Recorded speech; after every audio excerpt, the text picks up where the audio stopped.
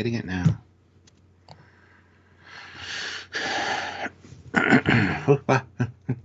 Are we in trouble? Did we do something wrong?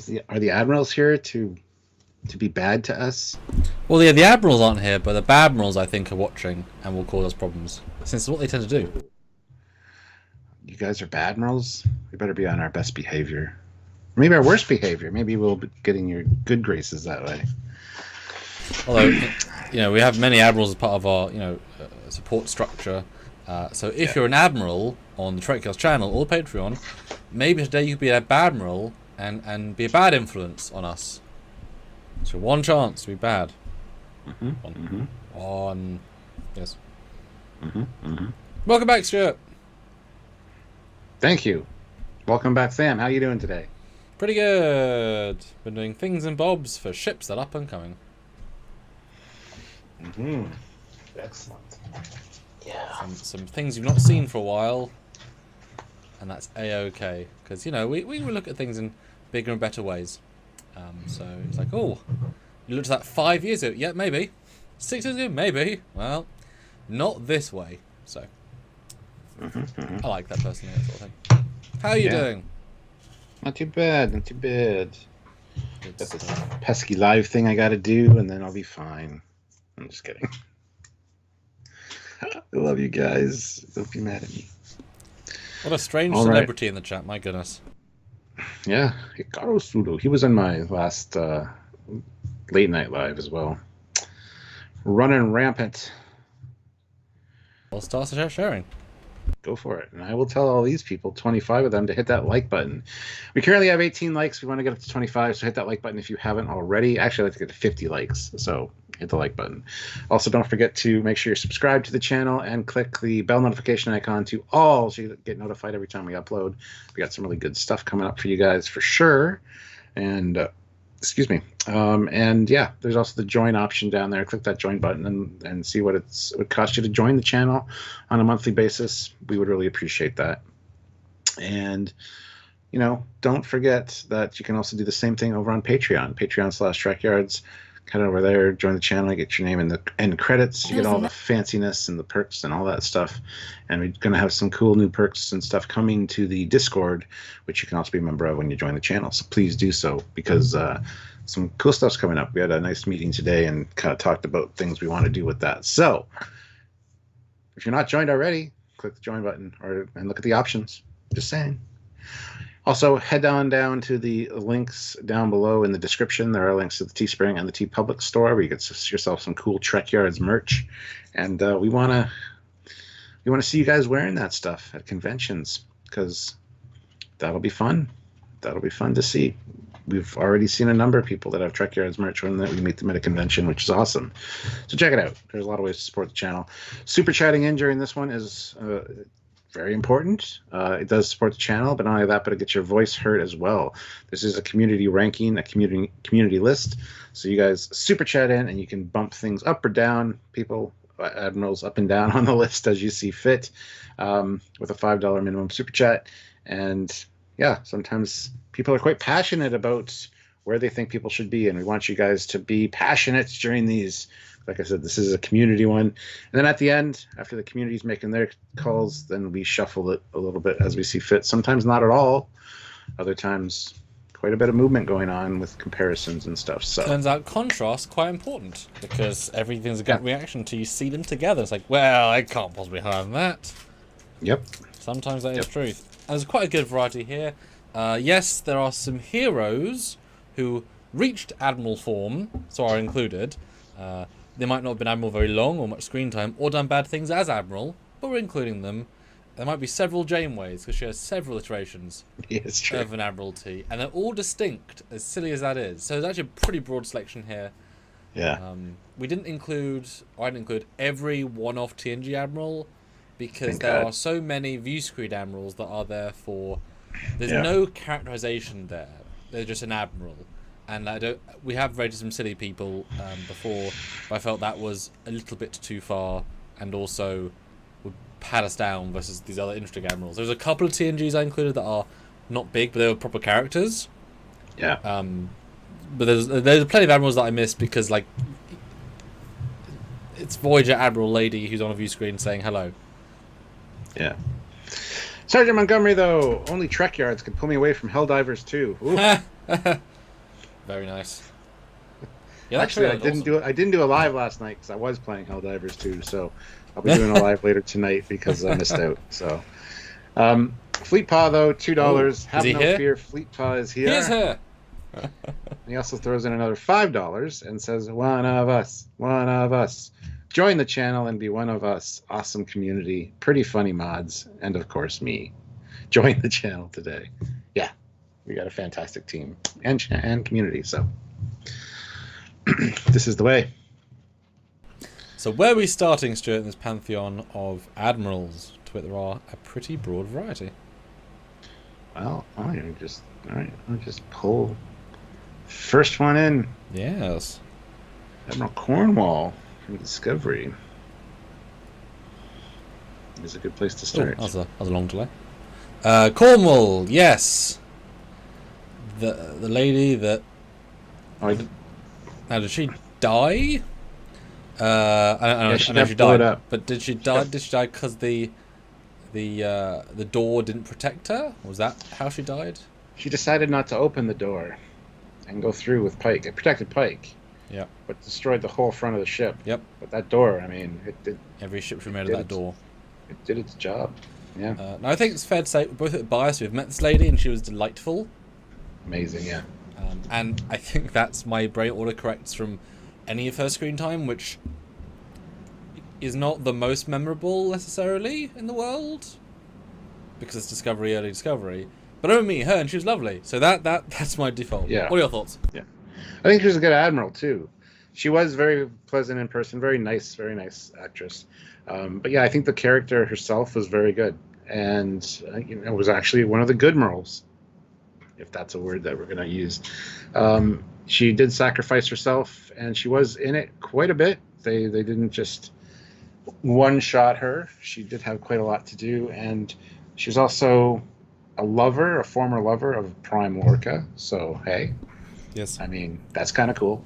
So yeah, she was a really good addition to Discovery. I think one of the better things Discovery did. So, and you can tell that the actress put a lot of sincerity in, which is nice. She didn't feel she was acting; she felt she was being, and there's gradients to that, of course. Also, she's one of the very few Doctor Admirals. Yes, that's true. Came from medical. It didn't necessarily affect anything about the performance, but that's pretty odd. You don't really hear that. Very much a plot device, though, as in we need some grander connection we bring this character, but she certainly rocked those scenes.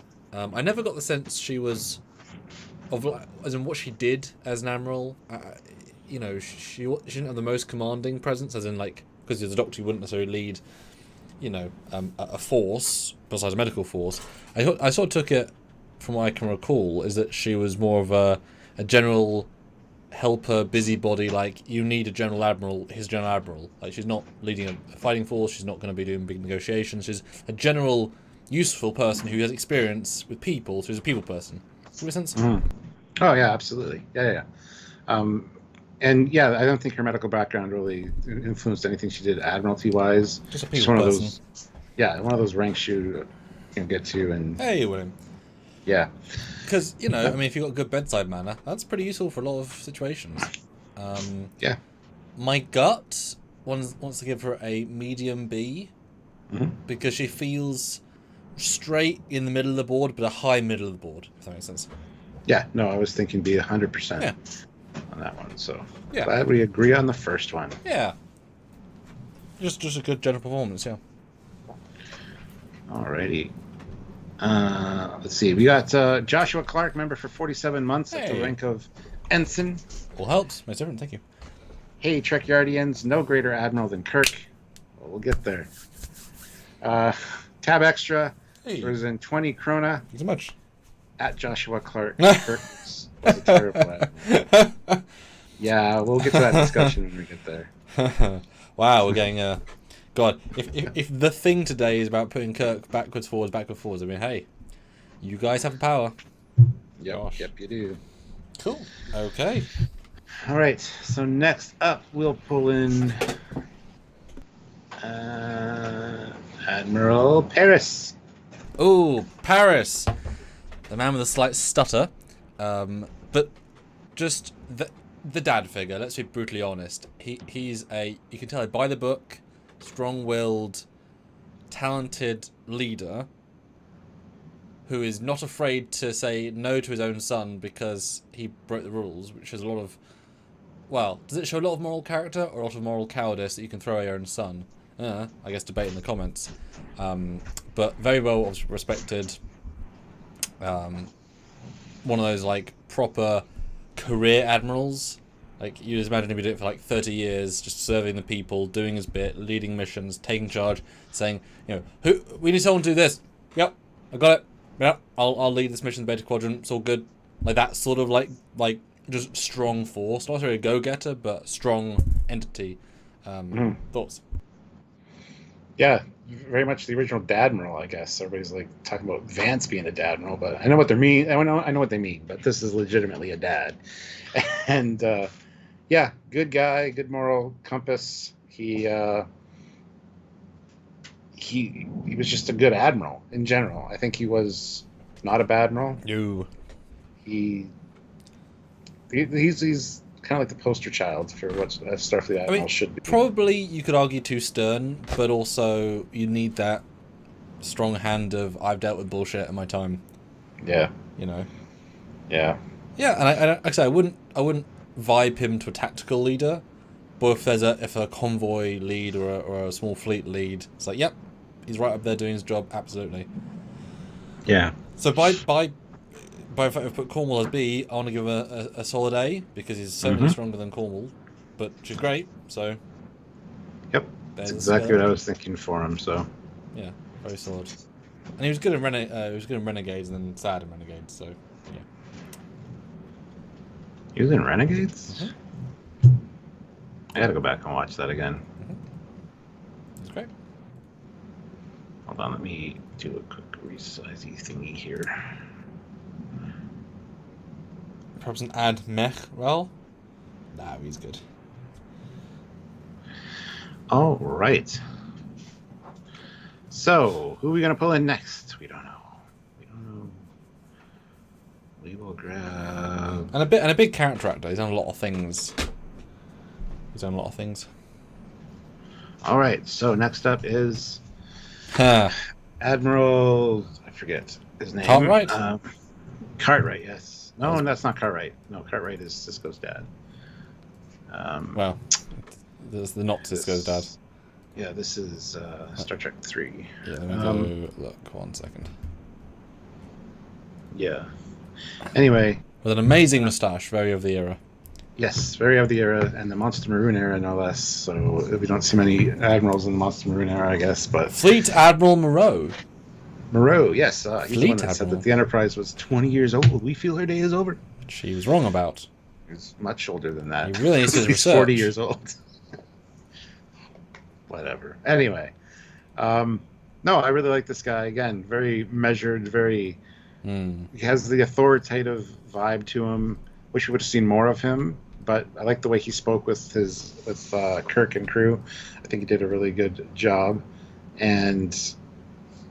yeah, I mean, like I said, we don't see many admirals from that era necessarily in big roles, and I think he was one of the biggest ones. So, plus, you gotta love the not only the facial hair, but the slight touch of gray at the side and the front. It looks really good.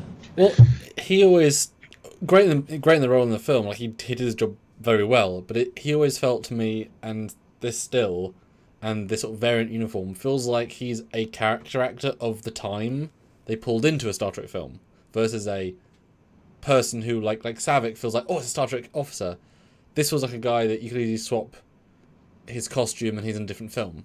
His look is so of the actual real-life era, not of the Star Trek era. It's not necessarily a complaint, he feels more anachronistic to the rest of the piece. Like I say, I think it's also because he's in a weird costume and it's all a bit different. And he's also very casual. It's very rare you get admirals talking to each other, because of course you don't get admiral first-person characters. So he's just chill with Jim, because he can be, right? So persona-wise, very unusual. I don't even know how to class him as what he does. Maybe just a desk guy, just a useful guy, pencil pusher in the best possible way. No, sending off to, you know what I mean? Like, yeah, it's hard to pin down because he didn't do much, but had a good vibe. But I think he's sort of pencil pusher in a good way.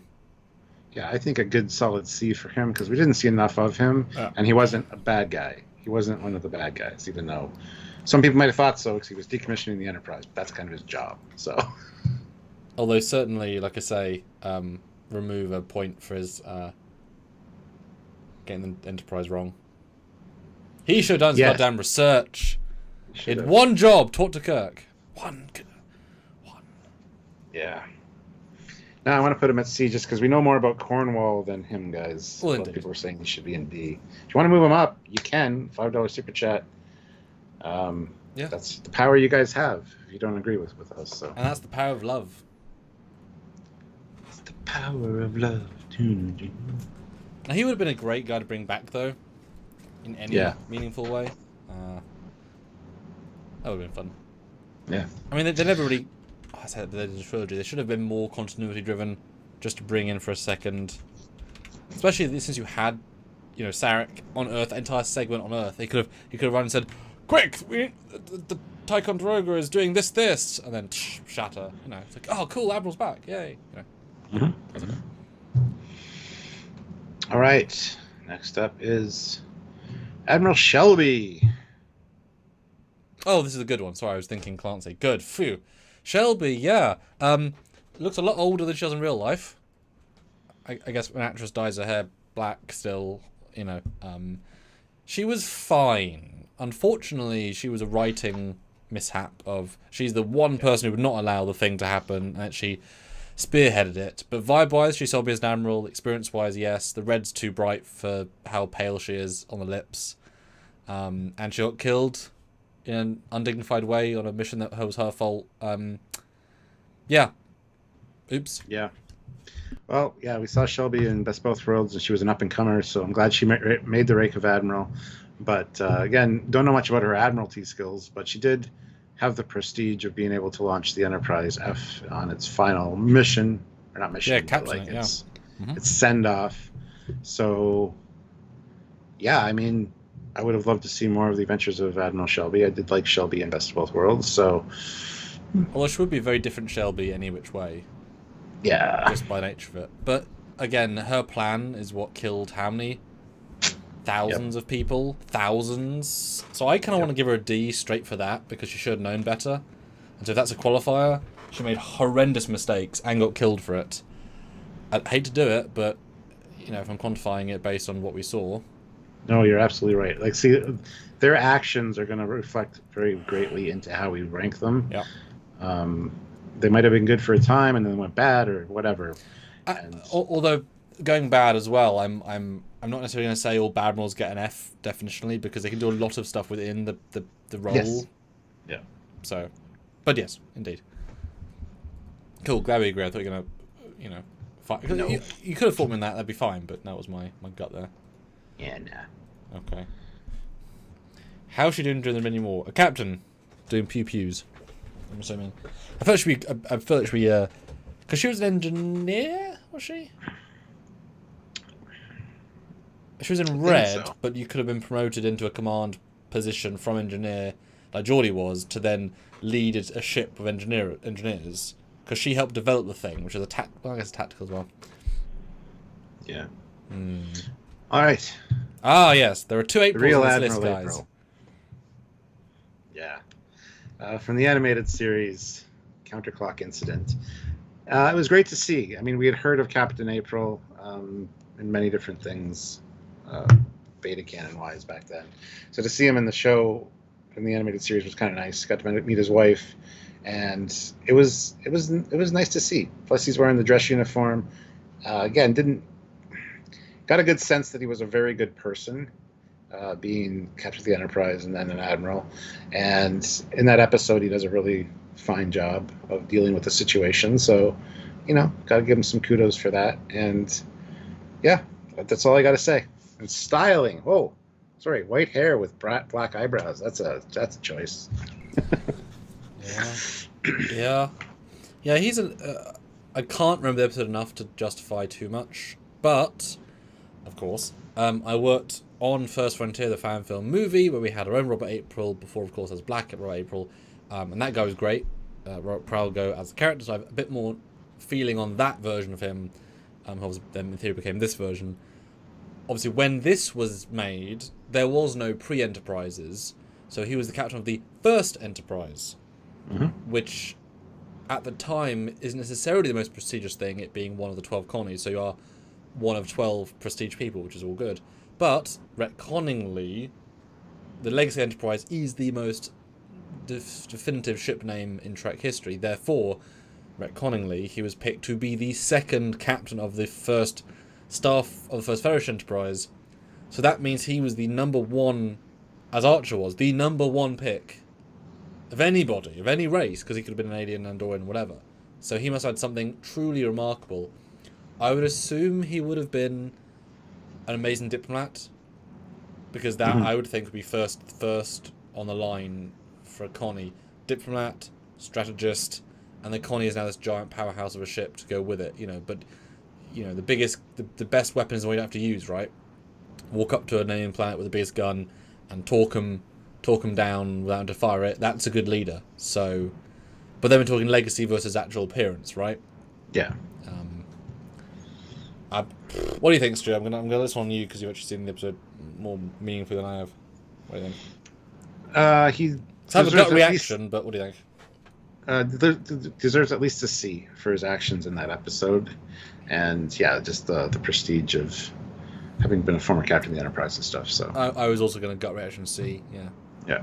Okay. Cool. Yeah, I think that's more than fair. And James Doohan, I believe, voiced. Yes. One of his many performances. My goodness, that man was. Who didn't he voice in the animated series? And it's great. I recommend people get the audiobooks with James Doohan. He does everyone and lots of voices in them, and he's always very good. And you forget he's Scotty because he does lots of them where there's no Scotty. So of course he is just playing himself, playing characters, and he's obviously having fun. You can tell. Yeah. All right, and then the new Admiral April, the much tanner version. Yes, he's on vacation for a long time. It's ironic because of course there's a slow shot. I know. This is my one. Love the actor. I really like. Really good choice. I mean, entirely different vibe. Literally the hair reversal as well. I mean, you can't get more different. But he has really good strength in the role. But he had a lot of sincerity, which like Cornwall did. He's the sort of, from the tone, he can be a friend to the people who has earned it, and he'll be loyal. But he can be strong to those he needs to be strong to. But he's happy to take suggestions. Any ship captain needs to be a team player. Not admirals are ship captains, so he gives across a really strong vibe. We get a lot of him as a administrator. I can't really vibe him as a captain per se because he's so obviously in that paper pushing world. I would love to see him in season 2 or 3 or 4, either flashbacking, just darken the beard, not prom, or be a captain to see how his command style would be, or in a proper uniform. But he was good. I liked all of his scenes. He might not have always been the best he could have been, but he was always doing the best stuff. But when he was good, he was phenomenal. So, yeah. Yeah, again, really like the actor. He has very, very kind face and kind eyes. I don't know what it is. He just seems like somebody that you'd want to be looking at after you. And yes, he does kind of give off that vibe of, I'm stern, but I'm still listening, and I'm going to maybe help you out if you convince me.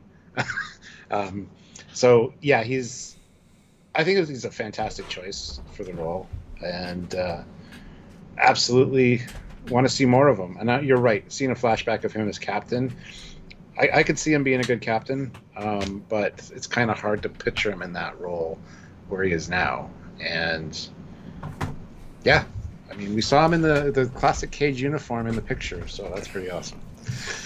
Because it's odd, because what we've seen of him has been a friend to Pike and a person on the trial stand. Neither are an admiral's role. So I don't feel like I've seen him as an admiral. I've seen him as a guy who's a good leader. So for me, why I love the role and performance, the admiralness of him hasn't necessarily come through. So I'm not inclined to go as high as I would have otherwise, because he hasn't had that performance yet. I think we saw him as an admiral in the Admiral type role twice. One with the Solar Sailor episodes, and then one with the Gorn are on their way. Oh my god! And then at the end of that one episode, the Gorn are coming. Yeah, but yes, yeah. I don't want to give him any more than a B because I don't think he's done enough. I was thinking B also. So, but I prefer. No, the thing is, I feel like I prefer Cornwall as an admiral, but I prefer him as an actor. But then I also prefer her as a person. So I'm but he's better than the other April, of course. I guess a low B, but I could be convinced to be a high C. If you wanna. Well, I wanted to put him as B. Yeah. I was thinking beside Cornwall. But so I guess I like her more because we've seen her more. That's really the only reason, right? She's been in that role explicitly far more. In contrast, she also sacrificed her life. Yeah. So I mean that's a big. But he also got an Enterprise, so that's pretty. Oh, that's true. What do you guys think? It is live, William. It is. Because your super chats are what fund the channel. So put your thoughts, comments, and questions in. I will go through this quite quickly. And speaking of super chats, Ray Ricks, £5. Quick dip in as at work. Clearly, Michael Burnham is the bestest admiral of all time. Everyone, including admirals, does everything she says. Did you want to do a poll? Just doing it. All right. Well, while he's doing that, 55 of you are here, which is awesome. 38 likes, though. I want to get those likes up to 50. Hit that like button if you haven't. If you're new here, make sure you're subscribed to the channel and click the notification bell icon. And if you're not new here, you know the routine. If you want to move anybody up or down on the list, you can do so. Matthew Lebner says April to A and Shelby to C. Which April? I think you probably mean this one. Yeah, the only one that couldn't. Yeah. Yeah. All right, there you go. It's power of the super chat right there. $5 will move somebody up or down a tier. If you disagree, you can always bump them yourself with your own super chat. So, all right, that's interesting. And yeah, look at the join button as well, guys. If you want to click that and check out the options to join the channel, might be a good idea. Just saying. Absolutely. All right, so the poll is up. Who do you prefer as an admiral? Kirk, Star Trek 1 through 3, Picard, Star Trek Picard, and Janeway, Prodigy. Yeah, 3 legacies that became admirals. Yeah. Thanks, man. Yeah. Who is next? Thanks, Joshua. Have a good day. And hell of a broad list already. This group is very eclectic just by itself. Gosh. So we just saw her in First Duty. Which I'm glad we did, otherwise I wouldn't remember her as much. Yeah. Very stern. She's got that stern old lady with the broom that's like beating people off of her porch. But I think she was very, very good in the role and very measured as well. Like she kind of knew that there was some shady shit going on, and she said as much with her voice. Was she as measured as a man? That's funny. But anyway, I liked the way she reacted to Picard, being somebody she's known for a while, and also to the cadets. She came across as she could be super friendly and also super stern, which I think is a very good thing for an admiral to be. So. And Mello says she wasn't mad, just disappointed. Exactly. She was a bit mad behind the eyes too. And for those who don't remember, who wasn't here for our last live on TNG, this is from First Duty, the Wesley cadet episode where she was the admiral. The first whole scene was devoted to them knowing her and vibing with her at the academy. So there's already a bit of a personality, and she's the one they always bring back throughout the scenes to level judgment and to literally judge them and then level final sentence. I complimented her at the time. I thought the performance was excellent, so I'm going to maintain to that. A lot of subtlety, and she felt pitch perfect for the role she had.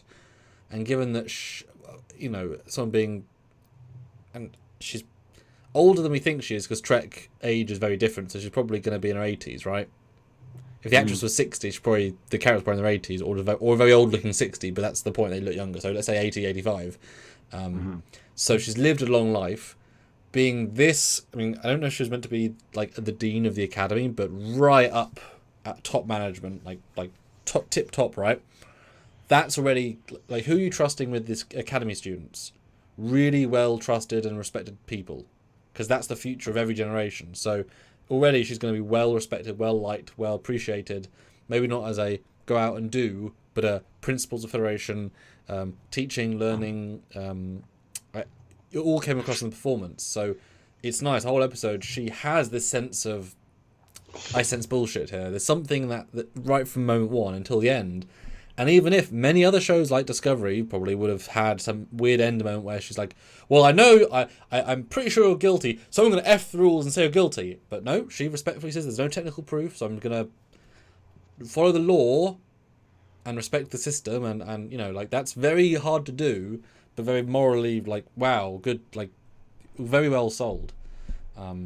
And she did have that Admiral vibe, just right there. Mm-hmm. And to make Picard feel small, but not in a bad way, just in a impressive. So my gut is straight to A, personally, for the niche she was feeling. Right there. I was thinking like a high B, but because she's the Admiral of the Academy, exactly how she felt. That sort of Admiral. You know what I mean? No, you convinced me. Yeah. Because I wouldn't know how to perform that. Because it layers to it. Like an onion. Yeah.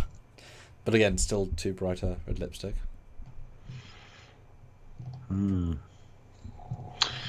Admiral Pressman.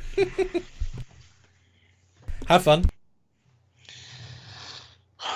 Well, the very definition of a badmiral, I guess. Doing shady shit behind the Federation's back. I like Pressman. I like the actor.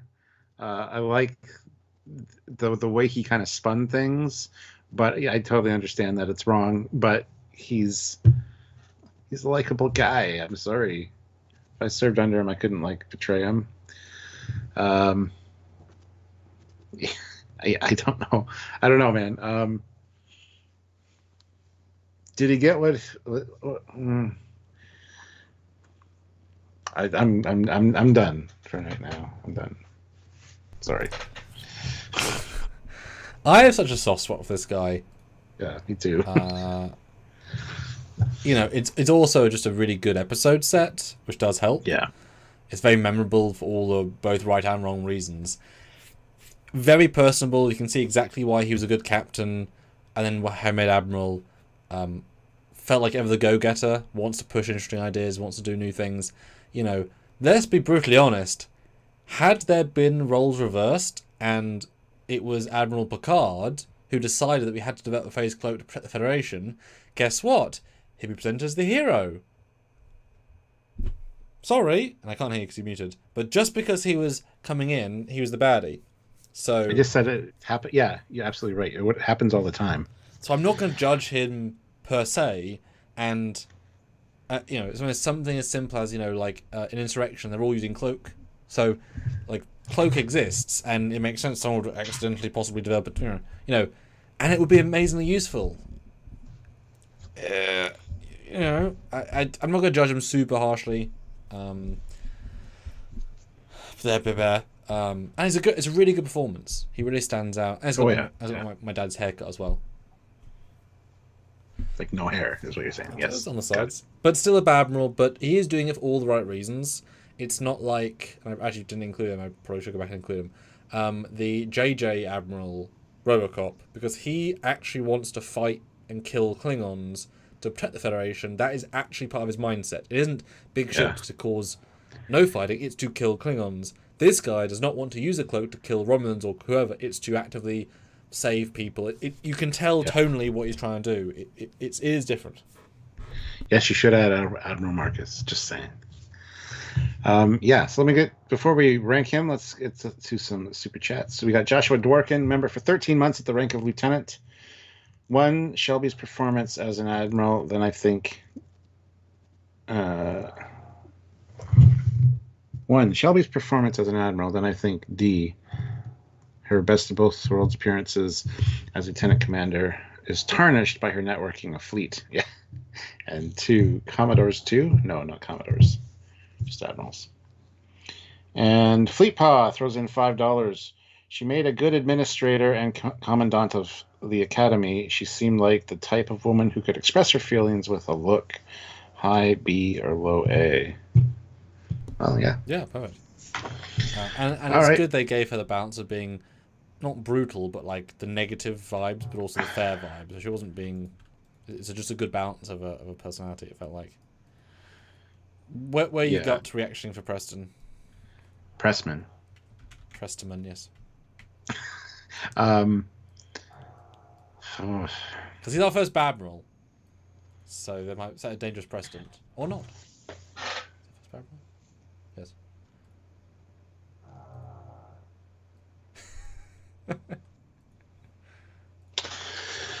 That's a tough call because don't want to put him on the same as the animated Pike. Okay, can I throw April. one more thing out there? Yeah. He still vibes slightly Captain, because we don't know how long he's been Admiral for. We know not super long, so he still feels like a bouncy Captain.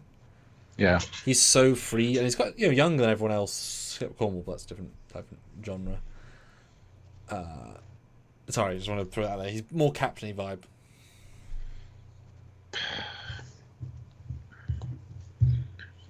See, we got to take into account how they disgrace their careers too. But he's a less disgracing career than other people. Yeah, I know. We could put him at C for now, I guess. I mean, lower than a C feels mean because his performance is so good. Yeah, I'm right there nearing a B, just for just charm and charisma and vibe, which is weird, I know, but it's a great episode, right?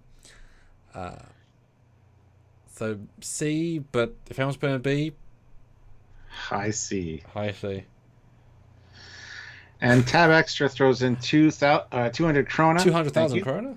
What? I am calling out Admiral Ross is going to be the only rank S. I think there might be more, but we'll see. That's and thank you guys, a very generous super chat. Thank you very much.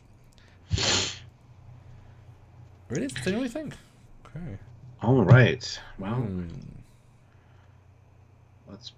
I will briefly mention that in my fan films, Packard one, I actually linked my family story with Preston, whatever his name is, and that was interesting. So I had to visualize the things. That was an interesting performance that I did there. So I've got more of it in my head than I had originally. So him in particular. Well, we just talked about Admiral Marcus, so we'll bring him in. Admiral Robocop. I guess I'm on this one. Great actor. Shitty character. Shitty uniform at the end. He had a secret ship on his desk like an idiot. He approved a ship being built with one cargo hatch that was the size of a door. What an idiot. Quick to emotion in not a good way. Wanted to kill the Klingons. Very war-minded. And he lived in a universe where Kronos is a day away, which makes all war very difficult because reinforcements are very close. Idiot. Yeah, very militaristic admiral for sure, and definitely had that dark, CIA operative kind of vibe to it. Section 31 going on. So, yeah, he's a bit of a douche canoe. I want to give him a D. Yes, I want to give him a low D as well. And was he CNC as well? Was he that high, an admiral? I think he was. He was something like that, yeah. Yeah. Like, I get he could be useful, but you felt he didn't have the morality of like a Churchill, like a wartime general. He's like, shoot him. Do what we need to do to get the job done. Yeah. Which makes you think as a captain, be very brutal. Like he doesn't fit in that movie, but the movie doesn't fit in the movie either, so he fits, right? Like he's an anachronistic weirdness inside of a weirdness. Yeah. Great Robocop though. Yes. Well, yeah. Oh goodness. First D. Sorry, JJ. Oh, Admiral Vance. Admiral for sure. As a lot of people say. Yeah, Vance is great. Fantastic actor as well. And I think it's really nice to see an admiral that's trying to do the best with what he's got, because they're not in the best situation when they meet him, and he's very much still doing the job and not resorting to things that he knows he shouldn't. So, and we got a lot of time with Vance as well. He just I hope we see a lot more of this upcoming season. Actually, I don't know. I just love the actor, and I think he definitely gives off a sense of, again, like a dad kind of vibe. He feels like somebody you could talk to and would talk to you off the record. But again, you don't want to make him mad. You don't want to upset him. You don't want to piss him off. He's got that vibe to him, so that he can be a real badass if he needs to be. So yeah, I think he's a fantastic addition to the Admiral lineup. Yeah, great pick next to Admiral Robocop, because they're the same role, and you could argue both in dark circumstances, and the vibe is magically different. This chap was the gem of season 3. Less used in season 4, but still great. Just tonally, he feels stern but fair, caring but have a strong resolve. Clearly a great captain, but also he has that, as in, like, you sense that interpersonal ship commandness. Like, he can be right there, take command, but also he could absolutely feel like he'd take command of entire fleet. And we haven't had that really as a vibe much yet. You know, like he exudes it. And just the calm, you know, it's one of those things where often Hans Gruber from Die Hard is said one of the best film villains because he's calm, he's gentle, and that actually throws a lot more sinister. Same thing. There's a famous story about how originally Ricardo Montalban, his first scene as Khan in The Wrath of Khan, he exuded this big giant, and then after the scene, is his name Nick? Nicholas Meyer. Yeah, he said stop, took him to the side to be respectful and said, Try doing this to the performance, like 10% of what he was doing, and then on take 2, he got it. Ricardo got what he was going for. Having the slower, calm is far more menacing than yelling, and that radically changed. This guy's a calm, controlled powerhouse. Yeah, I hope we see a lot more. And I really want to meet him at a convention. I liked him anyway from The Mummy, of course, but hopefully it's this look and this vibe. Hands down S, like high S, like right at the top of the list for me. Yeah. And honestly, it makes the A's look bad in comparison. Just again, contrast. He's that much better, I would say, as Admiral vibe. Yeah. I would agree. Fleet Paw, $2. It's made from our shit. It's not bad for shit. Hey. And Tab Extra throws in 20 krona. Damn, forgot about him. High A for me. Well, damn. I guess my S is nullified. No, because that's only $2. Yeah, but 2 and a 2 though. So we're at 4. So it's one more door and he'll go down. Yeah, no. I think they didn't expect us to put him that high, so I don't know. Where were you vibing that as well? Yeah, I was thinking S for sure. Because honestly, he hasn't done anything to kind of warrant anything below that yet. So, yeah, and it's good writing too. Like that, he took good writing and elevated it. Yeah, tremendous. All right, boom, baby. This is me actually. Okay, good. Janeway from Prodigy. Now, she frustrated me quite a bit during Prodigy when we were watching it week to week, but watching it back now and like binge watch, she did exactly what I think an admiral should be doing and have the skepticism that she needed. And I think she is fantastic. She is definitely uses her experience to her advantage, but at the same time makes stupid decisions, which she should know better. So I'm kind of frustrated by that. But again, when you watch it in a binge watch, it's very quickly resolved. Like she's having the thought process and then comes to a conclusion in the next episode. And it seems different watching it on a binge watch. I just remember her really seeming kind of clueless and stupid and just jumping to conclusions when it's like, Janeway, you should know better. Matthew.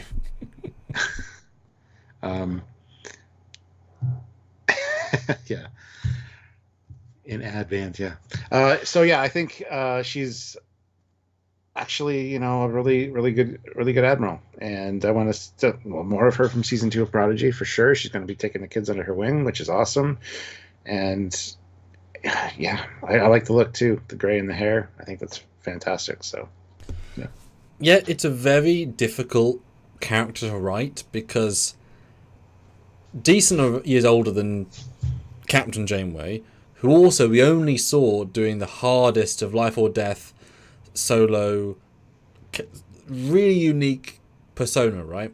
So to see this version where, but instantly after those 7 years, I should say, became massively famous, massively respected from this young whippersnapper to like one of like, wow, you did the, like I'm sure she gets like claps sometimes from young cadets, like you survived, you know, like that level of fame instantly. So that's vibe wise, and yet Janeway Mulgrew, she brought all the captainness, that personability that Janeway had, because she was actually very with the crew, that maintained, and yet added all the layers of higher command decisioning with that sort of internal decision making that captains I feel like have to react, admirals have to think for that 1 second longer because they have more responsibility. I felt Mulgrew added that on top, which is a very, very good to do. Yes, silly decisions, but I mean, some of those episodes are silly, and I'm not going to necessarily blame Jeremy for script stuff. Are you referring to like when they chased it to the neutral zone, and then they fuck with whatever that? No, when she took the diviner on her ship, when she saw the kids at the market planet thing, and it just stupid decisions that she made. Like, just seemed just out of character. Well, she wanted to find a friend, so she was doing anything she could. So, you know. Yeah, but assuming the kids were criminals and blah, blah, blah. It just goes on and on. But all resolved very quickly, as you say. Very quickly resolved, yes, exactly. But I have confidence, still a good ship captain, I would say. My gut says a low S. Oh, yeah, it's a S, just call it S. Yeah, because I think she extends her knowledge from captaining into admiraling. This version of I would say an S. All three are different, so. Yep. And speaking of... where are we going next? Yes. In my favourite pyjamas. The grey hair, old Admiral, which is, you know, good job. Still good job on the makeup. Yeah. Now this is Admiral, who is a bad Admiral. If you break down what she did. Yeah. Well, in one version of Temporal Universal Mechanics, she killed the universe and everybody in it. Or she just created an alternate path, which is more how Trek handles it. But either way, this character chose for everybody of her crew's children to not be born. She said it's better to save these three friends and to have these years, not in the Delta Quadrant, to have Betty on deck 7 who ended up meeting Josh 4 years later, having Donald and then having Sue. Like, all those kids will never be born because that set of events will never come together. So she made choices to unalive people in the context of... But, universe saving, you know, sacrifice herself to kill the Borg, knowing what was going to happen. She had a plan, very smart, very driven. But obviously, you know, if you bring mega advanced tech designed to fight the Borg against the Borg, you don't need bravery. If you go into a samurai culture with a machine gun, what's the bravery? I did it. Like, but you could argue she planned it, and obviously she did help design it too. They talked about that. She was a big part of the anti-Borg tech stuff. But yeah, she sacrificed her life, her reality's life, to save herself, her young self, brave and foolish, and you know, didn't even bother risking how mega advanced future tech is going to affect the future, which it would. Turns out it wouldn't, though, because that tech never goes anywhere. So I guess she knew.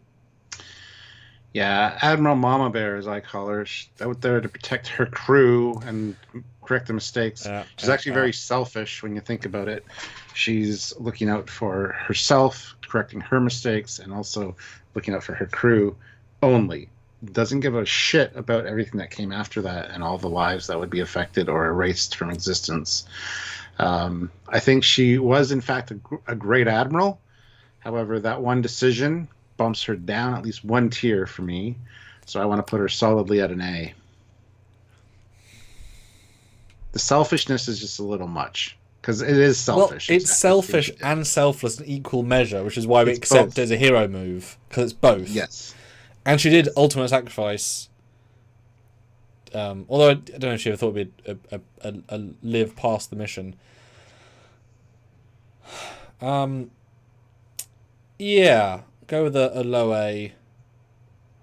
I was gonna say like mid A, but she could. To me, she's an S, but that act kind of moved her down. Well, that's what I mean. I'm adding that because it's such a good performance too, to be that nuanced, as that different to other Janeway.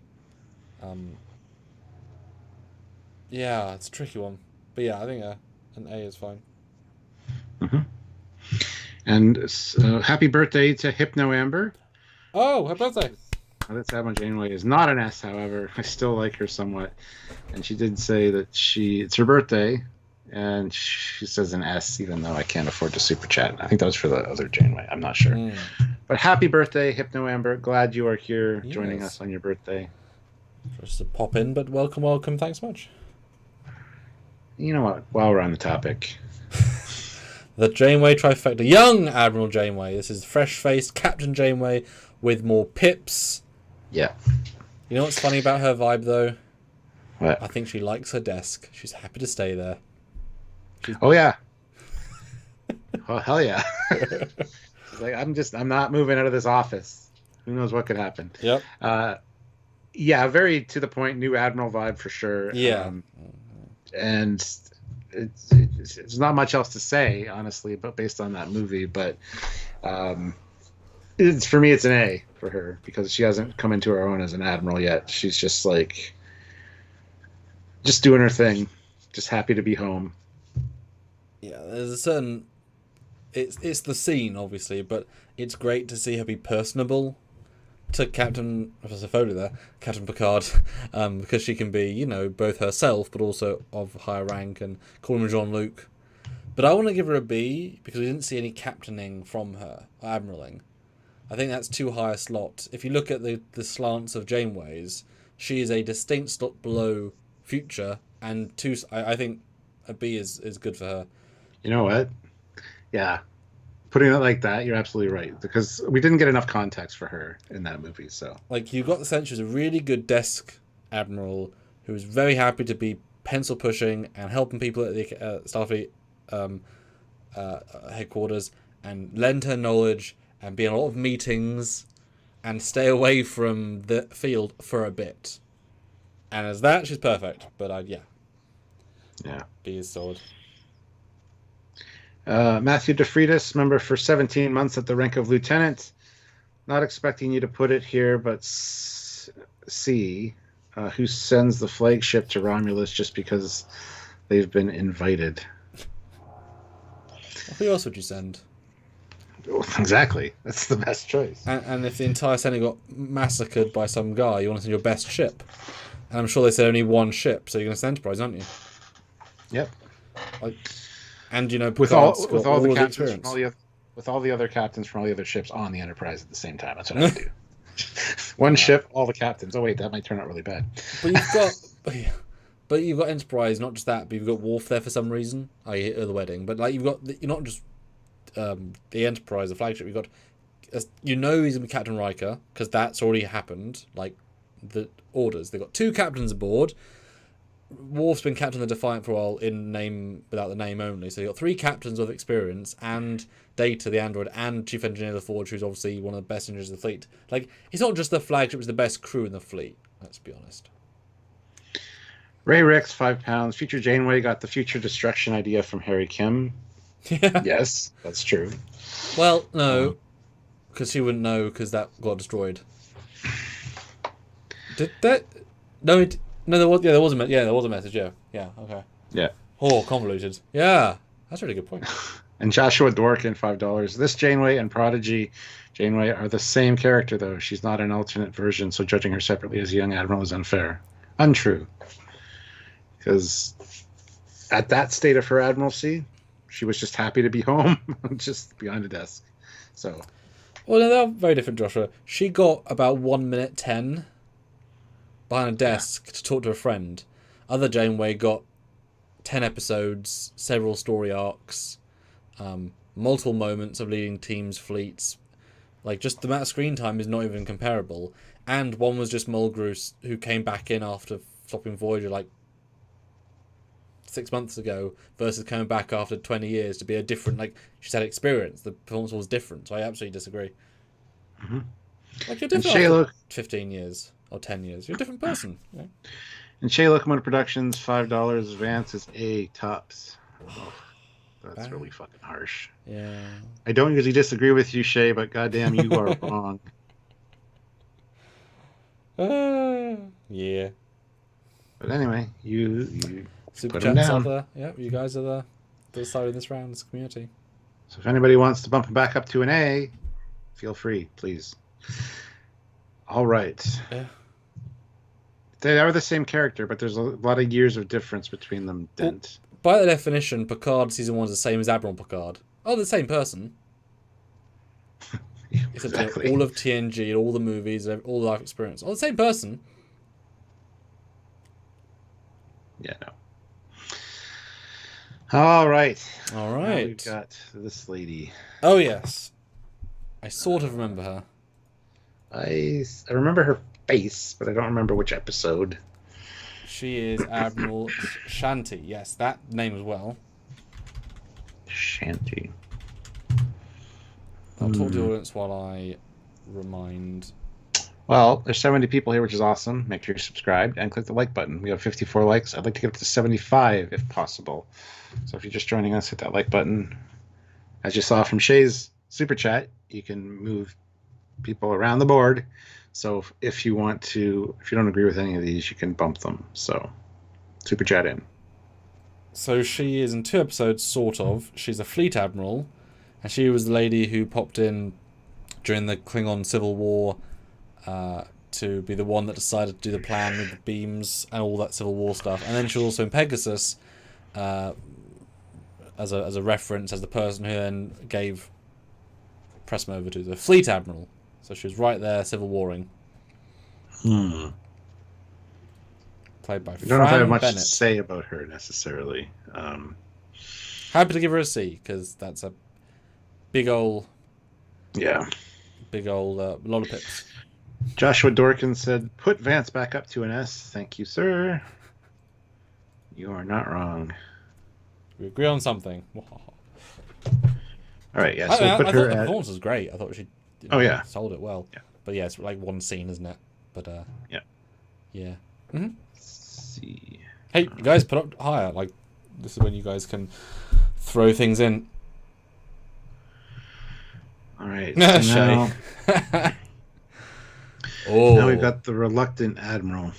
Stuart, I'll take the Picard when he comes up. You can take the Kirk now. All right.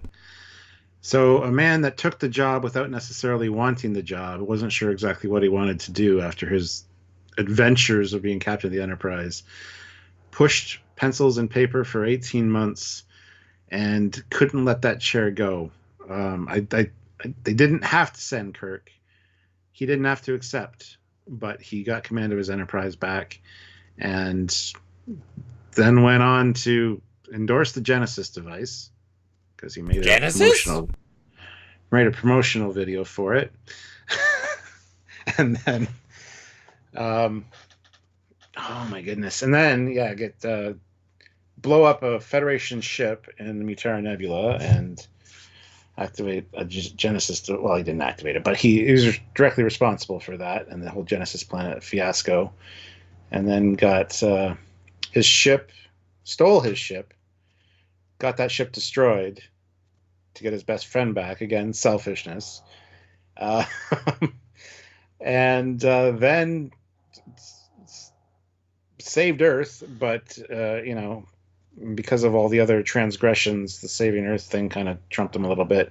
So instead of getting thrown in prison or booted out of the service, he got a demotion to captain, and that's exactly where he wanted to be anyway. So I don't know if that was his end goal necessarily, but as far as an admiral goes, he didn't want to be an admiral. He didn't want to be there. That's why I called him the reluctant admiral. He thought it would be nice. It would look good on his resume, I guess. But didn't enjoy it. He's a man of action, and I don't know how good of an admiral he was necessarily. So there you go. you want me to read the super chat Yes. before you go into yours? Yep. Fleetpaw, $10. Case for Admiral Marcus. He was a product of his universe. Vulcan had been destroyed, and the Klingons were girding for war every day. It makes sense for him to be militaristic. Marcus is a B. Holy shit, Fleetpaw, you are wrong too, but all right. But as we know, Stuart, 5 is 1 rank, so it's 2 up, so it gets to a B. Yep. Which is what you said. I thought you said A. Oh, okay. Wow, math wrong there. Next to, oh, goodness. Ooh, feels dirty now. That feels really wrong, especially above everybody in C who are good people. But whatever. And Preston. Yeah. Now Kirk is a very, very interesting case study, of course. Thing is, he is a tremendous commander and leader. That's where he soars. He can make decisions well most of the time. He can inspire loyalty most of the time. He's good at that side of it. Now, that obviously works tremendously well as a captain role, and it is, in theory, very good for an admiral, because you can take those skills away from the front line of 400 people into the Grander Federation. It makes sense, but he likes exploring, he likes doing, he likes being, he likes living his life. Being on Earth, you're not living your life, you're living the Federation's life. You're doing the job, not living the job. And I think he very quickly would realise that, yes, they loved him being there as an admiral, doing and being appreciated, the last colony, etc. But he lost so much of what made him him that it became, not resentment's the wrong word, but he was just going through the motions and looking for the small things. And I think certainly seeing retirement on the horizon in 2, which is shocking. He's not that young, or not that old. I mean, how many admirals here have grey hair, right? Black hair. I know, different age of actors and time, but he could have been admiral for another 40 years, no issue, right? Already thinking he's old. That's because he doesn't like what he's doing fully. If he was captaining, in 6 he didn't feel old, even though he was older, right? So it's interesting how skills aren't necessarily transferable. Now, as an admiral, what do we see him do? Be a dick, abuse his power, and look to be not an admiral. That's all we saw, because he's only admiral for 2 scenes. Then he's a captain. Nothing admiral is in those scenes. You know what I mean? There's actually no admiralty in his performance, I guess. And then I guess back in the trial, when he takes credit, that's an admiral move, right? But that's only because Spock's the captain. So I don't know how to judge him, because he's really never an admiral on screen, even though he's an admiral on screen for most of his film time. But he's not playing an admiral. Do you know what I mean? Yep, I know exactly what you mean. For me, he's an A. I think you say he's actually a bad admiral, because he first chance he got, he abused his power. Okay. Because the thing is, he could have, as Pressman and another guy we're going to see later, he could be the admiral on the bridge to the side of Decker, but to take him out of the chair, that's the dick move, right? He earned captain. He can be side chair admiral, but taking over captain, that's being a bad admiral. Could be a good leader, but it's a bad admiral move. And Joshua Dworkin, $5. Ooh. Some blame on Spock, though. He abrogated his responsibility as Enterprise captain when Kirk initially said he didn't want the chair in Star Trek II. That's bullshit. That was a nicety that Kirk was like, no, I don't want it. Spock knew full well he wanted that command chair. That's why Spock's like, no, sir, I insist, because I've known you for years. And when he was like, no, that's not necessary. You can do it. It's like, no. You want to do it. You're just being nice. So, yeah, I totally disagree with you, Joshua. And also, I don't believe... It's a game they're playing, right? Spock didn't want to be Captain Enterprise captaining it. He's a teach people, training crew, live and learn, find my protege. That's him captaining in a nice, safe, warm bed in Earth's sector teaching. Great. He didn't want that job. Otherwise, he would have been, right? He had many years. He could have taken other ships. Didn't have to be second in command of the A. He's a captain, so no, he would not have taken that. I think, honestly, had Kirk said no, I insist not, Spock would have forced his way out of the chair. He's like, I'm, he must. I demote myself to commander. Now you have to be captain. He would have made something about it. I don't want to give Kirk any higher than a B as admiral. Okay.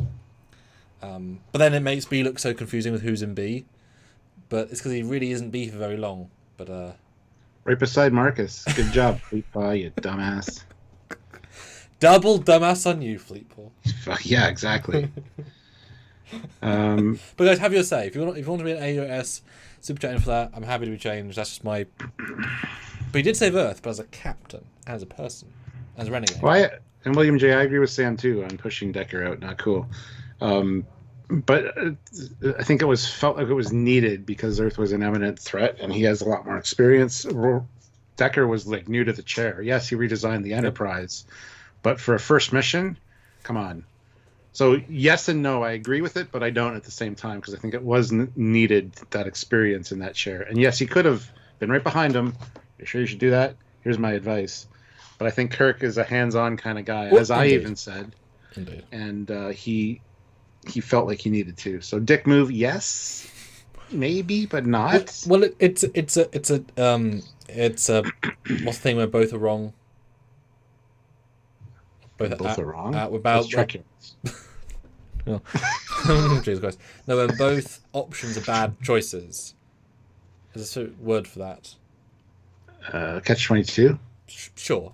Like, neither choice was good. You let a guy who you'll wonder what you could have done, or you take over and you disrespect him quite a lot, but whatever. Luckily, Decker was quite a nice chap to take it. I think if Spock had been in command, he would have let Spock stay in command. But that's also a whole different movie, right? That's what I'm saying. Like, there's other captains who are trusted, but a no-win scenario. That's what I'm going for. Yeah, he's an amazing captain, not a good admiral. I'm not going to argue on that because there's a lot of points. Well, I will say, I would love to have seen a Shatner-led Admiral desk movie as a prequel to 2. Just see him like in pure epicness, of just like command, like just charismatic command style, you know. I would watch that movie, loved it because Shatner could have done it, but you know. Jason 6690 $10. He's still Jim Kirk. Bump him up, and that's a $10. So that's 2. There we go, Jason. What else? Perfect. And Ray Ricks £10. Marcus a D. He terrified the lovely Carol Marcus. Yep. It's also his daughter. You can't bump him down to D. You can. Oh yeah, $10. Yeah. He knows. Thank you so much, guys. You guys are incredible. Thank you, Fleet Paw. I don't usually disagree with you, but I disagree with you on Marcus. Love you both. Indeed, William, we could have. All right. Oh, jeez. All right. Admiral Dickhead. Dougherty out. Dougherty, yeah. Oh, is it me? Yes, actually. Dougherty. Now, I did a dissertation on this guy in the mission, so I'm not going to be as diskind. Okay. Wartime admiral where everything's going wrong. Dominion are massacring people, we're losing ships. He's clearly a frontline guy. He clearly feels very personal about things. He's been given the chance to save millions of lives, turn the tide of the war, possibly save his daughter, his family. He might have a big family, who knows. He's having to make a deal with the devil to achieve even some of his goals, to wit, the devil wasn't fully known. There was a plan that was betrayed, but there was a better plan. And he is so strong and want to save millions of lives that he'll actively push against Picard. And he convinced the Federation Council he's entirely within his rights, legally and morally, in terms of he went through the proper channels. They all agreed he's doing it. He's absolutely... and it shouldn't be up to one lowly captain to sign the death warrant of millions of people against the orders of, 20 admirals have all agreed to this plan. So he was mostly right until a certain point. And then he gets betrayed. And the fact that he's so stone-faced about it shows he knows what this means. He knows the hard choice, but he's doing it to save so many people that I'm not going to be too mean against him. You did a dissertation on him. All I have to say is an idiot. And for me, he'd be the first F, but I'm willing to accept whatever ranking you give him. But you see my argument, though.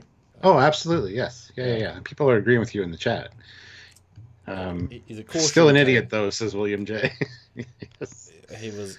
Yeah, there's way more to that story. I'm guessing our Arthur is very much of a charismatic leader, promised him more. Like, got his really good side, so, you know. I mean, just the fact that talk about a brave or stupid guy to be on a sonar ship without any guards or any Starfleet officers. Like, that's a singular man on a friendship, but this race we don't know very well. That's a very brave guy.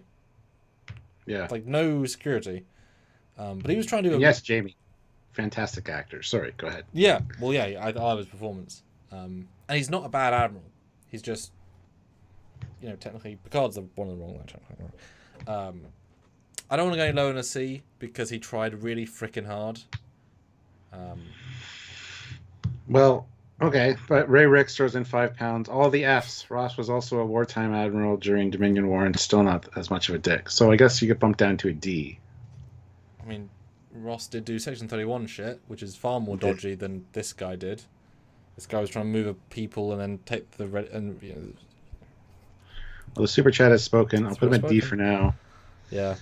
It was a great performance. He's really good in the role. One of the more stand out. Like, he put a lot in his time.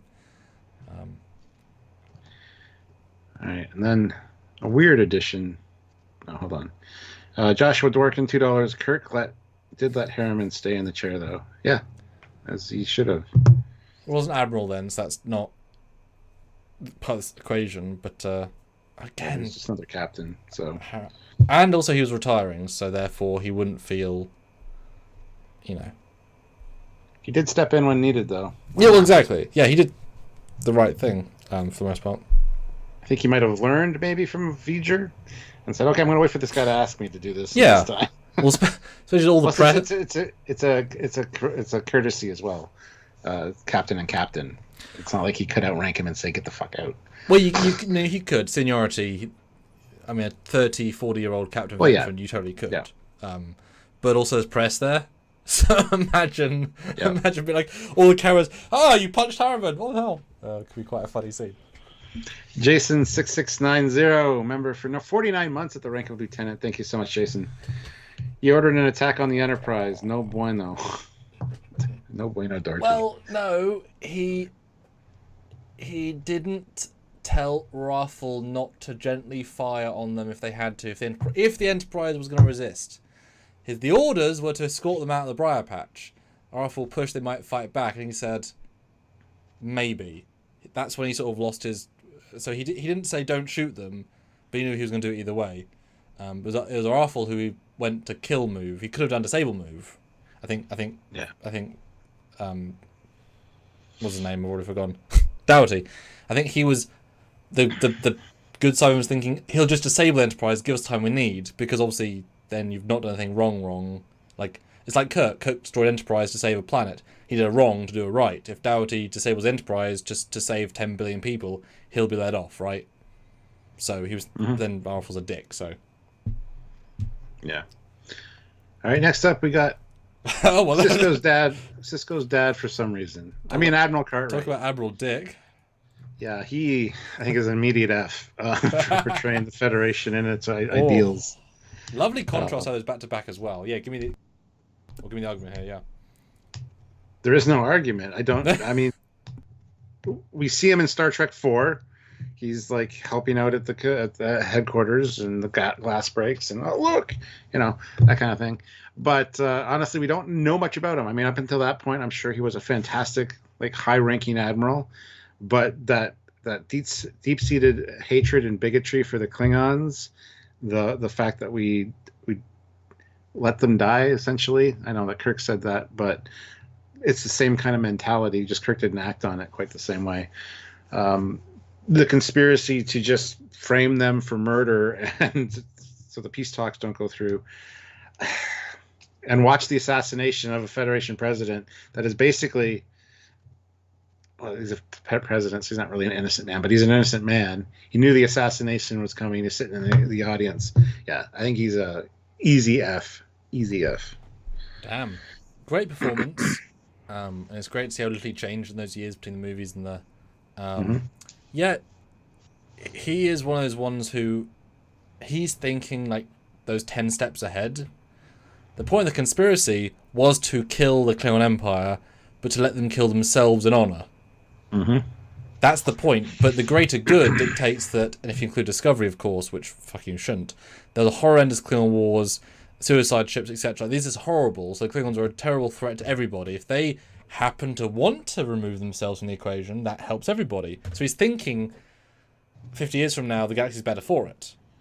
Yes. But that's so unethical, and also working. And given that Gorkon was super fucking nice guy, like they were going for peace, like if the Chancellor was a shithead, or as a Burr was a shithead, but they're both very balanced considering it was only the. So yeah, very unethical. You definitely get a sense he was a wartime captain, probably had a wartime ship, saw in a tactical vibe. Promoted quite quickly. He's like, doesn't look that old. Like he promoted quite quickly after some big battle and was like, yes, you're a tactician, and fucking loves Odo. Not Odo, I should say. I'll give you F because there is very little good. There's a lot more. Dougherty wants to save people. This guy wants to kill people to save people. There is a difference. Yeah.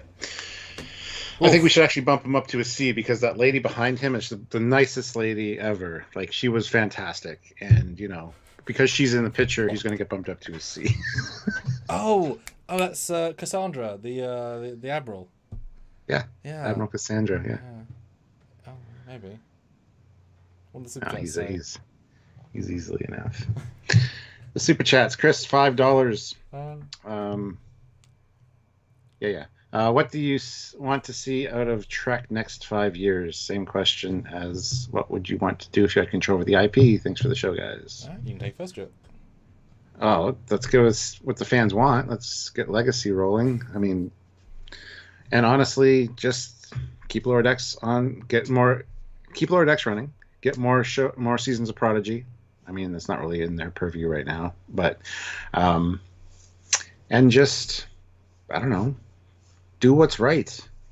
Make Star Trek awesome. I don't know. Yeah, commission 2 seasons of Prodigy with extensive toy pre-sale distribution sets that when it launches you can get all the kids' plushies of all the aliens, get that in the pipeline, include Legacy from all TNG actors in that as much as you can to kind of give it some more pop. Commission a Legacy show with Seven and Riker, Beverly and Picard all being admirals in the story as like swapping in and out heroes. You commission an Enterprise animated Romulan War movie with implications of make 2 and 3. Make it a trilogy in mind, a Romulan War trilogy. If the first one goes well, get them back in for 3. And also, as part of that, as cross-promotion, make sure that you include some Enterprise people in Prodigy and Legacy, holodeck character and not. So you're double promoting because that'll be a big deal. You get Star Trek The Experience back up. You commission that so that fans can live the dream because you'll print money. Absolutely. Lower Decks, of course, give Mike another 5-season commission like for Rick and Morty. Just let him play. That's a whole other live video discussion, my friend. Yeah, quick firing. And have a fan film, thing on your website to encourage, fans to make things and be celebrated and make the fan base look bigger and broader and yeah. And Schmobuddy throws in $2. Where do I go to contact about a video idea? You can email us. You can talk to us here, or you can email us at trekyards@hotmail.com, or you can just put it in the chat. If it's a ranked tier idea, we've been thinking up more, so feel free to suggest something. And Barry, I do another JJ film give Simon Pegg more than 3 months to write a script. Get Justin Lin to direct it. Yeah, make it a fully piece. Say you're not allowed any fighting. You had 1 half space battle, but no ground combat, no phaser fights unless they're beams and only short. General Grievous, let's play devil's advocate. The Klingons smell bad, have bad hairstyle, and usually are behind every major war. LOL! The Empire. Can't write nothing wrong. Yeah, but you forget, not all Klingons are warriors. What about the Klingon dentists? Yeah. Gotta look after them. All right, well, the sheer fucking hubris of this conversation. Admiral Clancy. Okay,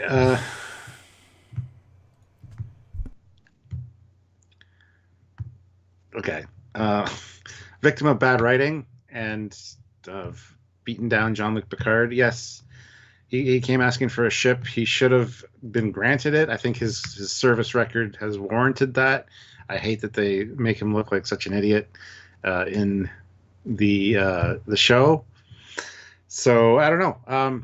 She should have listened to everything he said and helped him out in any way she could have. I might understand her position if he had done something epically wrong and was coming to her, but considering that he didn't, that I'm aware of, it's sheer fucking hubris to say that to Picard. He is the former captain of the Enterprise and, deserves some respect and some... Gotta listen to him. So, and it would have been great if they'd done what they wanted to do with her and have her come in and save the day with the fleet at the end. It's instead of Riker, but they nixed that. So all we got is that scene of her, and unfortunately, it's not a good representation. So, what a cow! Wow, it's horrible. Like everything about that scene is symbolic of the series being bad. The Margaret Shabon lost his dad, wanted to vent and do an emotional heart story, and make Picard being down upon, pathetic. Yeah, and so having him be talked down from a, we assume, younger officer, given he's retired, just in the worst way possible, just the worst, and swearing as well, which pulls it into the very relatably fuck you territory. Because that's stupidly. I mean, it's a meme for a reason. It's a ridiculous thing to say, and I hope the actress now realizes how stupid the scene was. It might have been cool to film, but it's kind of pathetic. Clearly, the character had just beef with Picard as a person. Maybe scorned him 40 years ago for a date. It's personal. There's nothing professional here. It's behind closed doors. Fuck you. Get the fuck out of my office. I hate you. Shut the fuck up. Die in a hole. And that all comes across in a performance. And none of that should be levelled at Picard. And given that how season 3 ends, that he saves the galaxy. This lady. I'm gonna put her down here.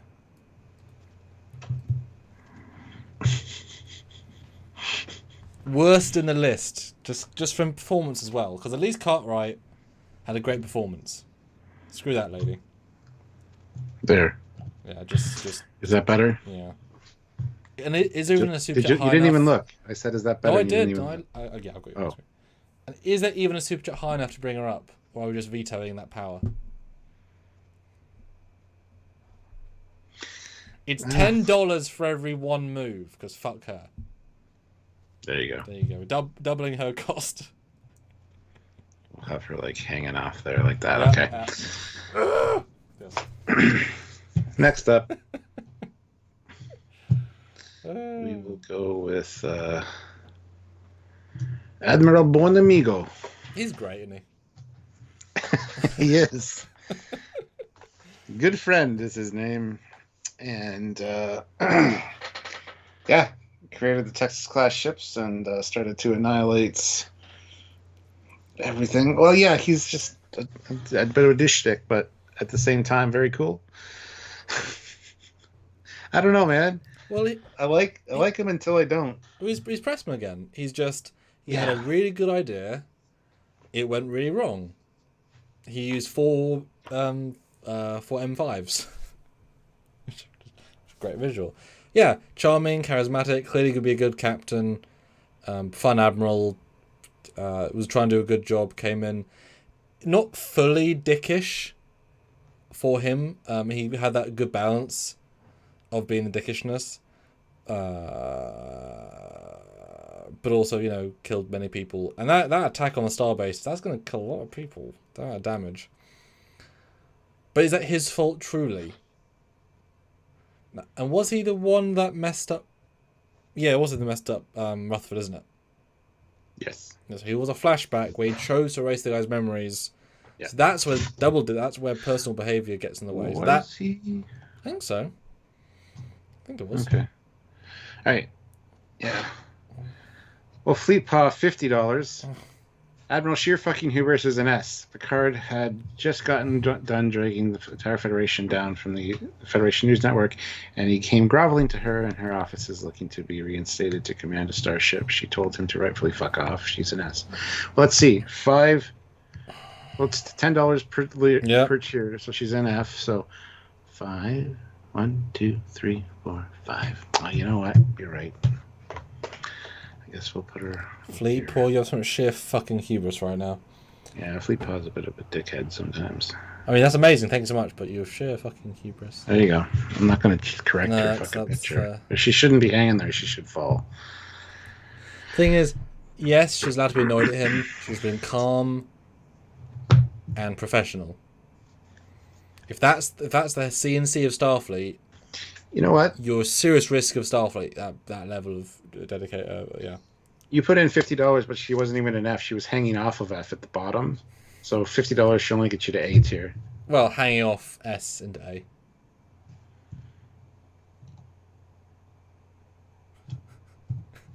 Perfect. Buen Amigo, I don't know. Because it's less his fault. He got really evil at the end. He got cartoony evil at the end. And let's start with the flashback. I guess. Oh no, but. Oh. Put him with Dowetry at a D. Because of the Rutherford. If it was bad mistake, bad, then I'd say a B. But actively doing that thing because it tells you how many other things did he do over the course of For the Greater Good. So yeah, give him a D. Although charm wise, he's much higher. Well, yeah. If anybody wants to knock Clancy down a few pegs. Oh, that's like $1. To knock him down is like $2. Yeah, yeah. No, but it should be half again, shouldn't it? So it's half the price to bring him down, double to bring it up. So $2.50 per down. I'll settle for $2. Just give me $2 and we'll bump her down a tier.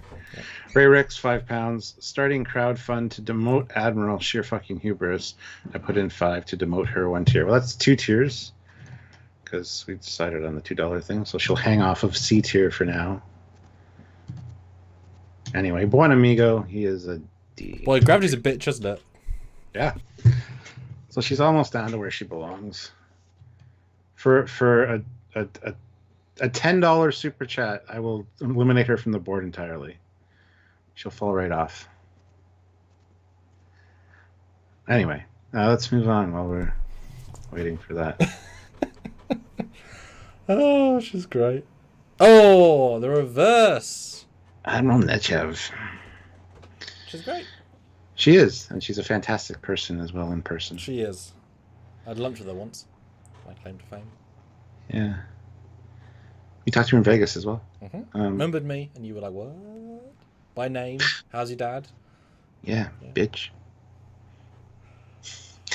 Yeah, she makes a few appearances, and she's what an admiral should be. She doesn't take shit from people. And General Grievous, $2, best $2 in my life. Take my money. Okay, well, we'll move it down one more. Bink. And she's just right there. Yeah, so she doesn't take shit from anybody, and she knows what's right. She doesn't do anything wrong necessarily. Mm-hmm. She is just doing her job and not taking shit from anybody. So, yeah, she's I think it's fantastic admiral. Actually, she comes off a little harsh at times, but that's kind of the point. That's her job. She's delivering bad news, or news she doesn't necessarily believe in necessarily orders wise, but she is doing her job.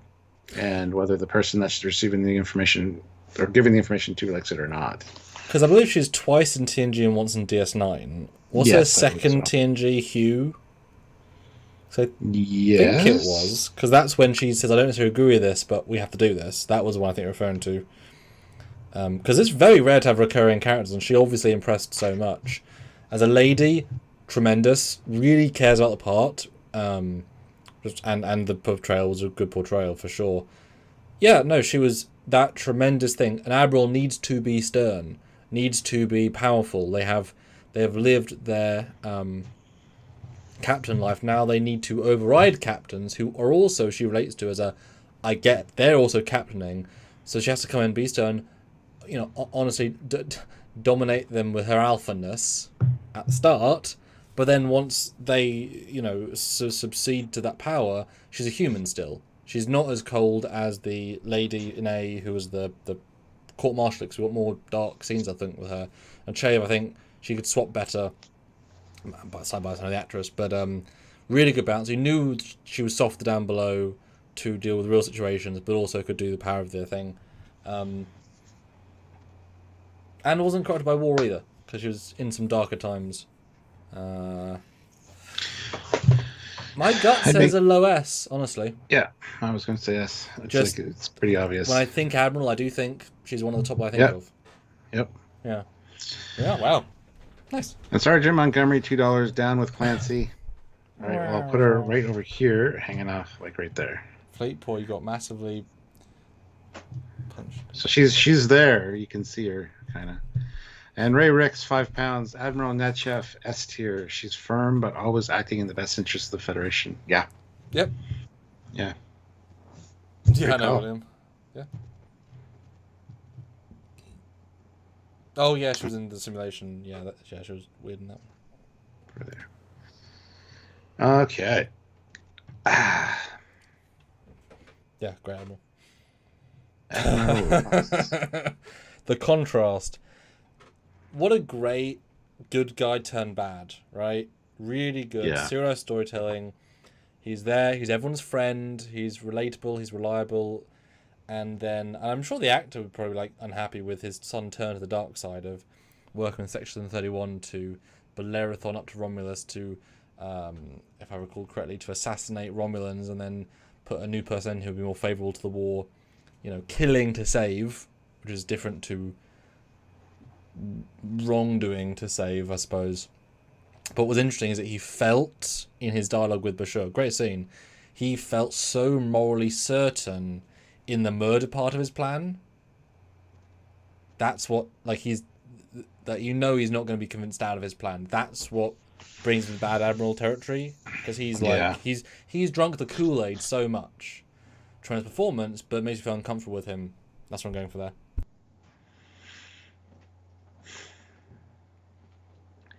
Yeah, he's one of those admirals that's good until he's not, and even then he's, like you said, drunk the Kool-Aid. Man. He's got a nice belt buckle. Epic belt buckle, yeah. Right? Like, I don't know. I think I don't have much else to say about Ross, actually. Okay. I thought he was court-martialed for the Section 31 thing. No, he's actually in the last episode. He's the one that does the Treaty of the Dominion. So he does maintain his position. Huh. Well, it changes things now, doesn't it? A little bit. How did he do? I do not remember him being that scene. He's in 12 DSI episodes from season 6 to... Wow. He's in a lot. That's crazy, actually. Well, before we rank him... Oh, man. Ray Ricks, 5 pounds. I demand Varta by combat. I offer you 5 pounds to knock Clancy off the board. Tap, tap, tap the board, and... Oh, she fell off. That's a shame. Clancy's gone. Fleet Paw, member for 47 months of the rank of Commander. I am using my moderator member powers to place Admiral Sheer fucking Hubris back into S tier, and she cannot be moved from S tier until the fan rankings are done. I have spoken. This is the way. And unfortunately, you're not in control here. So but 47 months, though. Yes, I'll put her back on the board. She'll hang right here. Put her back. No, I think F is fair, Stuart. Back onto F. Yeah, she's hanging off the F, literally.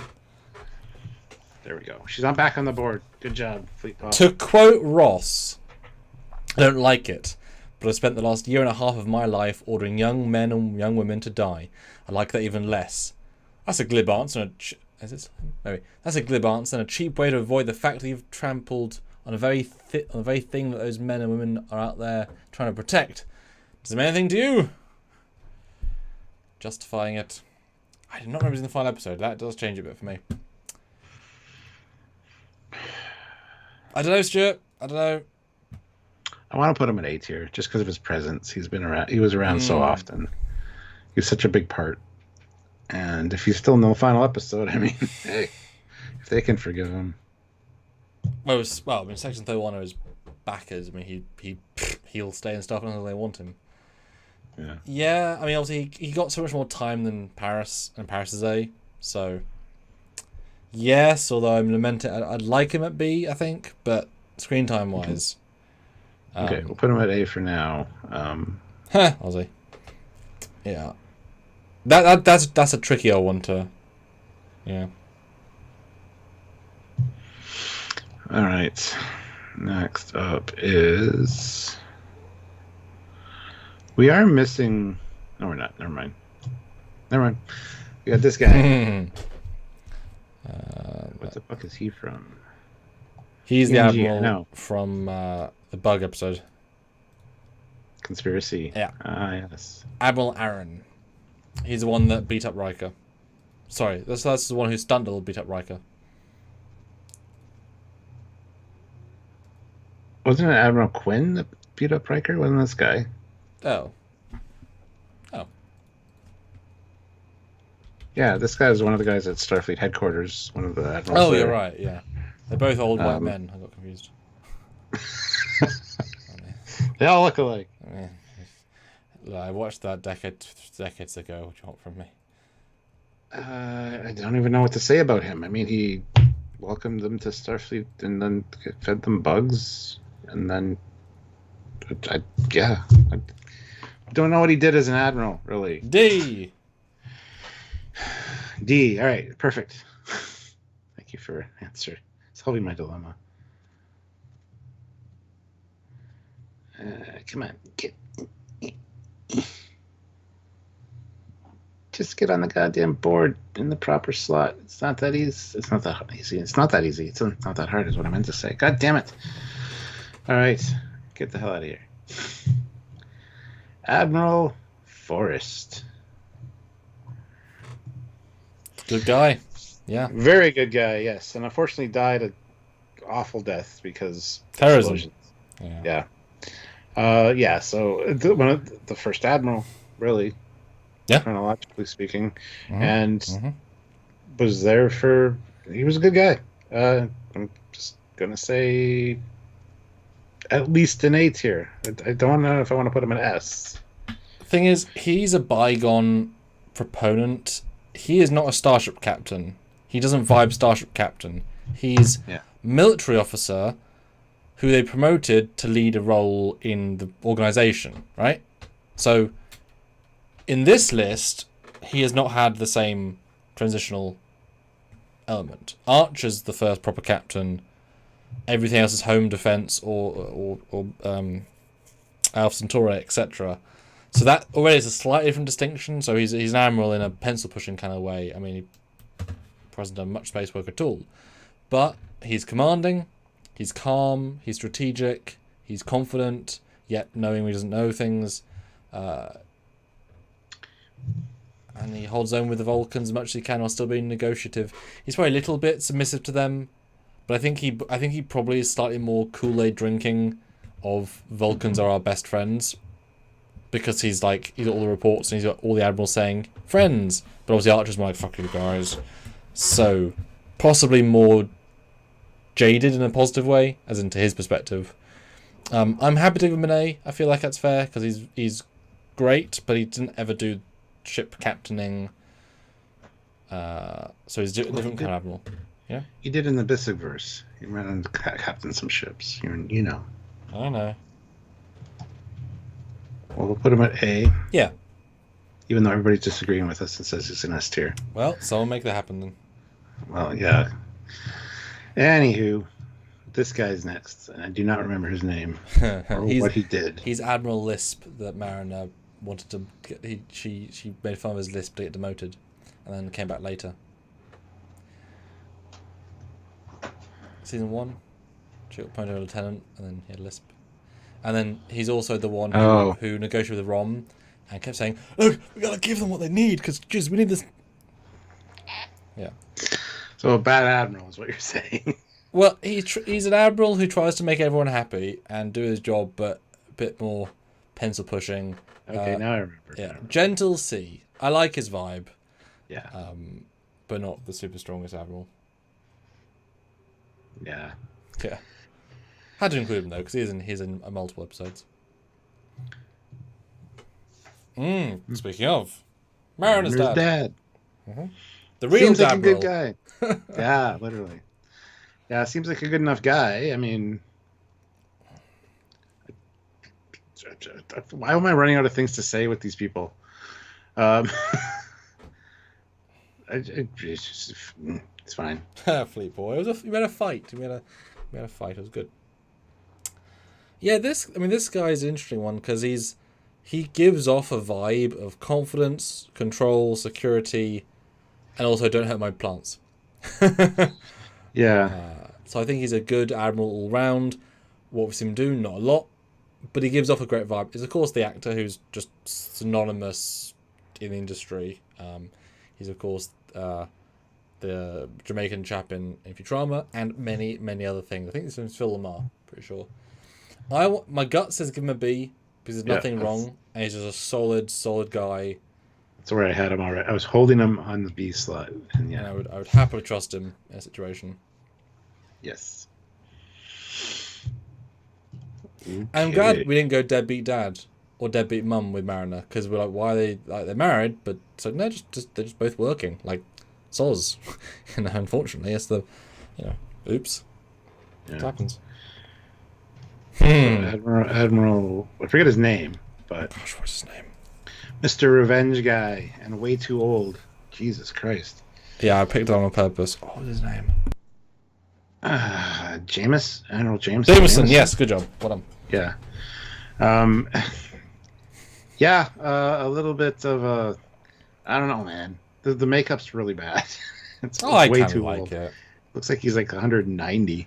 Well, that's the thing. So he's a TOS character. Yeah. Well, you are missing Admiral McCoy. Really? That's who I thought this picture was when it was small like that early on. I'm like, I don't think he's a very good. Stuart, do you want to add McCoy? Is that what you're saying? What's that? Do you want to add McCoy? No, it's fine. Okay. I mean, everybody else probably does. If anybody wants him to add McCoy to the list, that's $5 super chat. Anyway, this guy is fueled by revenge and hate, and gets a little bit. He literally drinks the Kool-Aid and becomes younger. This, I don't know. I don't like him. I don't like his approach. I don't like the way he deals with things. And yeah, did he do the right thing when he was younger? I don't know, because I don't remember the episode very much. So I know he did something bad against the guy on the planet. And I think feels like my remembering it slightly. I think you're thinking of him as the guy on the planet. This guy's not fueled by revenge. This guy's fueled by guilt and want to make things better. This is a guy that actively did Admiralty, almost retired, and then willingly took a reverse aging potion thingy so that he could do his job better when called upon to save hostages. Yeah. And then, because he sold to both sides, which is a common American practice. Oh yeah, gave. So he rescued hostages back in the day by by making both sides, by playing them, so he was back in the day he was a bad guy, and then he wants to make up for it now that he's an admiral, because he wasn't an admiral back in the day, essentially. Or he saved hostages and didn't change the political power of the planet. I mean, what is that not almost better? Mutually assured, not destruction. I don't know. Well, there's no easy answers. That's the problem. Well, yes, indeed. But I mean, that long a life in Starfleet is kind of impressive. And he sacrificed his health to get his health back, and he died because of it. I believe he died. You know it. Yeah, I think he's sacrificed a lot to do his job. So and C his own tier. mistake. C tier. Yeah. General Grievous, $2. Admiral Pappy is fueled by applesauce and bingo. Okay. Who? I don't know. I don't know. Let's see. We got Admiral Jellicoe from Prodigy. Great to see him. Yep. Yeah, great to see him as an admiral. Again, he's got that harshness that is Jellicoe, and putting Janeway in her place, which, I mean, those are two strong wills head to head. So, would have liked to see him in like live action as an admiral. But still, it's really great to have him included in Prodigy. Yeah, a great likeness.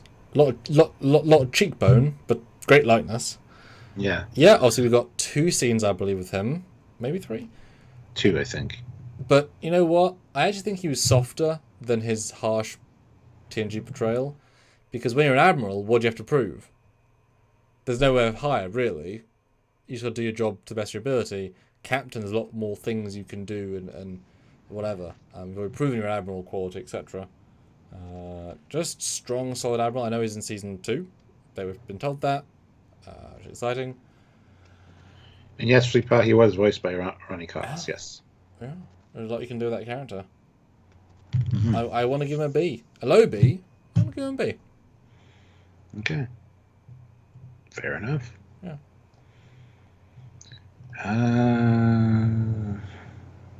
This guy got Leah Brahms beside him. It's not Leah Brahms, yeah. Yeah, Leah Brahms is not Leah Brahms. Yes. Yeah. I'm struggling to remember the context of this admiral. This is another actual admiral. So this chap is famous for trying to take over the Federation. You know, classic. Benjamin Sisko has been brought to Earth, and this chap fakes a terrorist attack by the Changelings to force the president of the Federation to give him ultimate power to have martial law to then utilize the powers to save the Federation. So he's willing to actively cheat, trick, and damage parts of the Starfleet to save Starfleet for the greater good. And he also actively orders the Defiant to be destroyed by the Lakota. Yep. Yes. Because greater good involves killing the Defiant. So the epitome of a 2-part ends just by any means because you're standing in the way of saving everybody else, but with a certain level of I got this. I'm right. You know, I believe Sisko served under him on a previous ship. I believe that was important because he knew what it was like. He wasn't going to back down, so I had to have a phaser to his back for him to back down. Good performance. I mean, it's a weird 2-parter. Okay, sure. I mean, it's the most traitory. Yeah. Well, him and Cartwright. Yeah, they are the traitors. Yeah. Good actor, good portrayal of a. I like the character. Like I like the way he portrayed the character. I think it was very well done. Yeah, it's a good look. Good look for an admiral, I gotta say. Yeah, and he's great. He's great. Yeah, yeah. All right. And now the piece de resistance. The Admiral of Admirals. Pickard. Jean-Luc Picard. Oh, I guess I bugged this one earlier, didn't I? So, Picard, he's an admiral in Lower Decks, to which we hear he has now transitioned, and he's helping the lady to get artifacts and such. But, unfortunately, Stuart, after that, I put him in here as a politeness, we see him as a, not disgraced, but a retired, sad old man. This scene is an admiral, reinstated, happy to be. And then we get the Picard season 2 and 3 where he's sort of doing bits and bobs and things. And I wish we saw more as an admiral. He has a nice, strong confidence when he was, or at least he should have had. The sort of admiral where everyone respects you, that you don't need to be quite as aggressive or mean or whatever, because like you're such a name. It's like if Elvis comes to your music concert, like as in back in the day, no way you're going to disrespect Elvis. You know, he's the bomb, he's the boss. But we saw him well past his prime for Admiralty. Yes. He could barely captain at that point, although it's nice to see him try. Not a good case study for admiraling. And even it's almost like a nicety that they gave him the rank of admiral, and then he got commandant of Starfleet, and more like a ceremonial admiral. Yes. Yeah. Well, his experience is wasted in a vineyard. You should have taken Kirk's advice. Don't let them promote you. You know, but yeah. And it's, doubly sad because, again, Picard, the bad writing is what gives him bad things.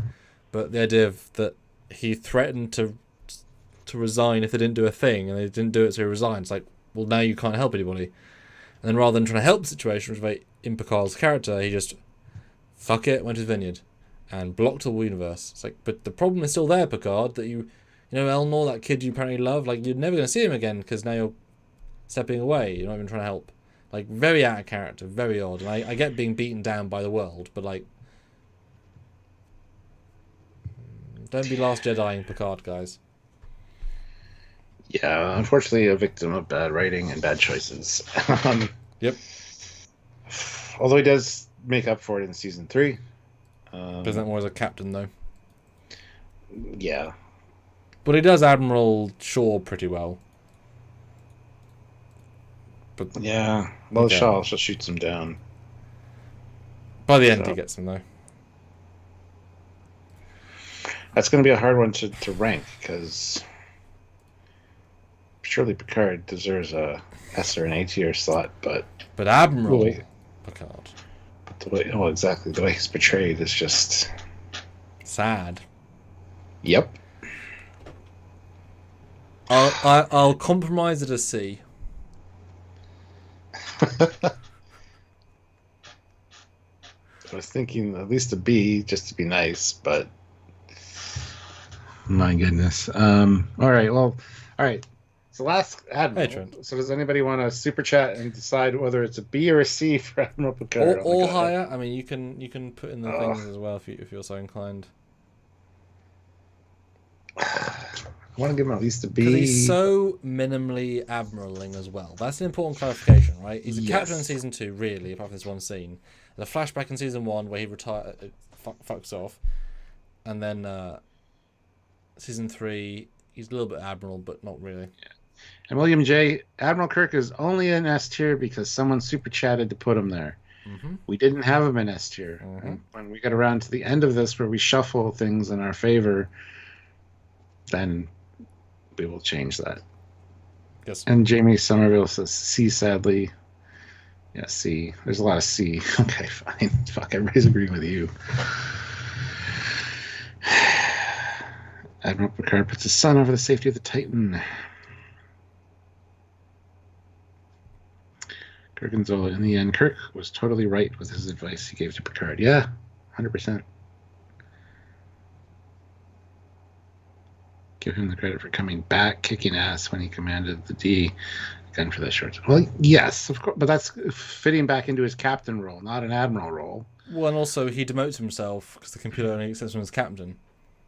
Yeah. And he's not an admiral, he's captaining, so. Again, there's distinctions. Captain him is great. Admiral him we don't see, and he's not very good when we do see him, so. High C, seasons 1 and 2 did too much damage. Thank you, General Grievous. Correct. High C, though, yes.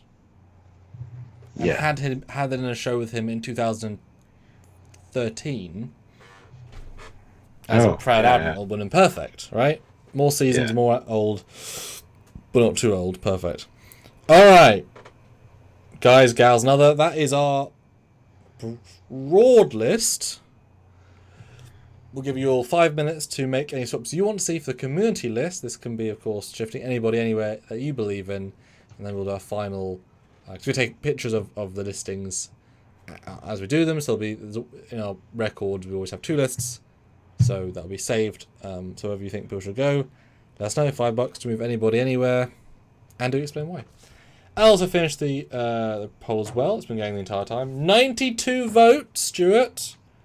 Tremendous result, I think. Damn. I asked, who is the best as an admiral? Kirk, Picard, or Janeway? Picard loses with 15% only, which represents what we were just discussing. A close tie, as in almost tied, but a victory still. Kirk gets 40% of the votes, and Janeway wins at 45%. Awesome. That's great. Yep. That's a really fun set. So yeah. What's the admiral from the Pegasus episode? Guy in Preston. Guy in C. Yeah, but what's the episode name? Pegasus. There you go. It's one of the easy ones. So yes, guys, another 2 or 3 minutes. Any final decisions? Anything you think needs tweaks now you're looking at contrast? Anything strike out, apart from obviously things we want to change? Oh yeah, there's a few changes that need to be made here. But I want to see what these guys say. J-Love More Productions, $5. Admiral J.P. Hansen, S tier. Rest in peace. Admiral Hansen. Which person was that? A lot of admirals. Oh, Hansen. Hansen is the guy who died at Sector 001, or Wolf 359, sorry. Which I didn't Oh, include. yeah, that'll go. Yeah. I wouldn't know where to put him, but I'll. That's a really shot of him. Yeah, I know who it is. Yeah. Sure, we can throw him in as tier. Why not? Oh, it's saying I can't put him in. Yeah? They're not working.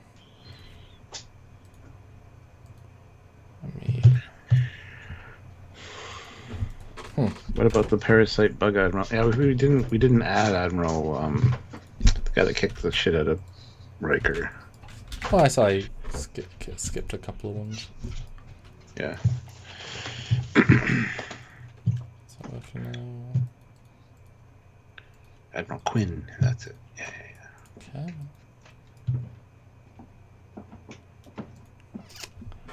Does not like me. Forrest should be F. Well, Jermaine. Gosh. Chat ends, just bump him up to an S. We'll see where he stands after we make our changes, but... Not let me save the picture. Where is Admiral Paris? I don't remember him being on this list. He's the very first one we did.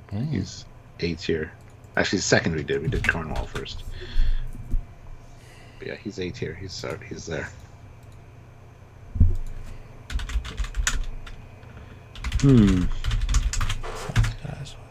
All right, well, we might as well start our shuffling. I'll just let me put this one in first. I realised why it wasn't working. Then we'll lock that in as you guys have spoken. General Grievous, $2. There we go. S. He had no way to win but died doing his duty. Who? Hansen. Oh. Yeah, I forgot he was in a scene on the Enterprise. I thought he was only a view screen guy. No. So that was why I didn't think he was actually worth bringing in. But sure, I mean, sacrificed himself. He led the fleet. Although, was it the same as First Contact where he survived for like 20 hours? I thought they all died pretty quickly in Best of Both Worlds. Didn't think that was a long battle. Oh, he was fighting for a while. Yeah. No Admiral Riker from All Good Things. Nope. Anyway. All right, so there is the community list. Let me get a picture here. Okay. We did it. We did it, guys. We did it. All right, and now we will make our changes and close out. Do you want to make the first change, or do you want me to? Oh. Jermaine Harris, $5. Bump up for us, please. Okay. Okay. Sorry, Stuart. New picture. Yeah. And thank you for super chat, Jermaine.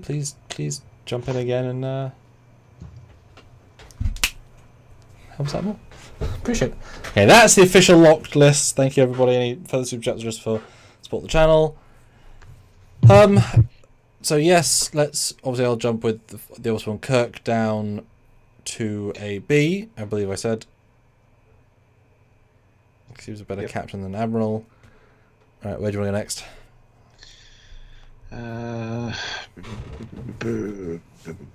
Let's see. Well, Clancy can get the fuck off the board. How's that? Okay. There you go. Clancy's gone. Forrest back down to an A. This is now our relist based on contrast. Yeah.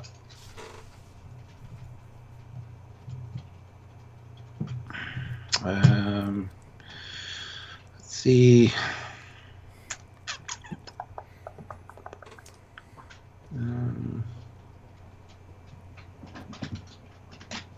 I can't see anything really popping out at me right now. My gut for this, again, contrast, is that April from Stranger Worlds should be a B, because he's done not enough admiraling, was everyone else on A. I will not disagree. I like what I've seen, but yeah. Yep. So he feels more like the Bs. Which if you look at B, Janeway, Kirk, Dad, Admiral, and Jellicoe all a little bit on screen, but not given enough time. So I think that's a sign of that logic. Do you want to put Pressman down for war crimes into D? Because everyone in D is currently a war crime. Yeah, I kind of think so. Should we put Shelby back in D then? Because you could say she was a war crime. Not intentional though. There was no harm intended. Yeah, well. Yeah. Any chance I can push Insurrection Guy up to a C? Sure. I mean, you have to pay me later, but sure. Okay. I'm going to save a lot of people.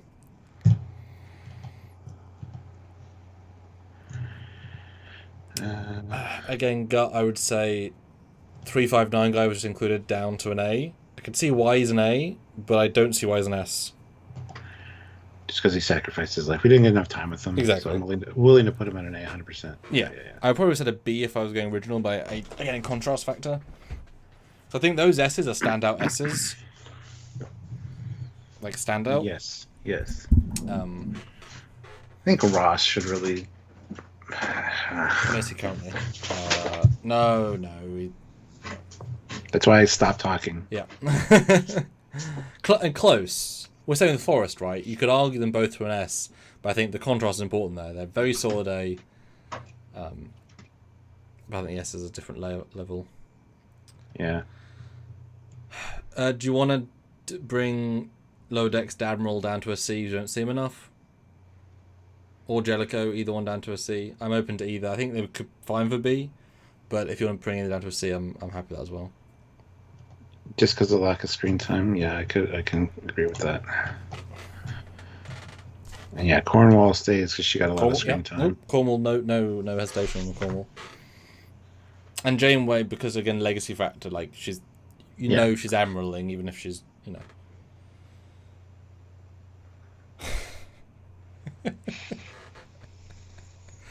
A tremendously stupid batch of...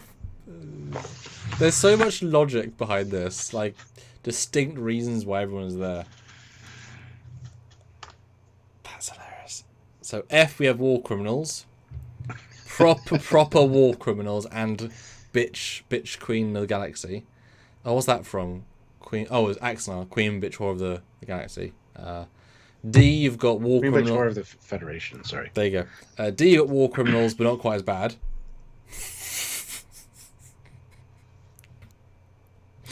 And variations of that theme. I got to make an adjustment. Clancy's got to go there. C, you've got everybody who's good but not great, and there's a reason for them to be in C for various reasons. That's a very broad category. B is good, but need to see more. A is their time with them they were great, and S is secret source. There was something else to them that was just yes. Yeah. Damn. And look at that, Stuart. We've got Prodigy, Discovery, and TNG. DS9. That new shows, man. They done good. Clancy keeps sliding down the board. I don't know what's going on. Keep touching your mouse, Stuart. Well, the gravity's very heavy. Isn't it? Yeah. It's shearing her off of the list. The hubris of it all. It's a sheer gravity hubris. All right, now you all let us know how much you agree with this list. Now rearrangement has happened. It's very different to what it was a minute ago. Actually, let us know what you think. Yeah. Let us know your final thoughts. Squabble if you want. And then, Stuart, what is our other lives for this week? What are we doing? Tomorrow we're doing a Trek Versus. Again, mixing in some Star Wars, having some fun. Yep. Just hanging out. Star Wars has been good. It's been fun to add the randomization of that. And on Thursday, we're doing a review of episode 20 of season 5 of TNG, which is, why do I keep forgetting that? Quality of Life, or something of life. I don't, hold on. Let me take a look. It doesn't sound right. It's not a great episode, just for the record, anybody that is interested. But you better tune up. Tune in. Turn up. That thing. Yeah, it's cost of living. That's it. Which in Canada right now is insane. It's really expensive. Cost of living, just saying. It's very, very on point with what's going on, so. Oh, the tangents are real. Yeah. Yes! Excited for that.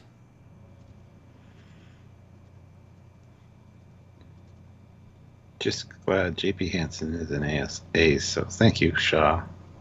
Or Shay, sorry. My God, my brain is melted. I'm sorry.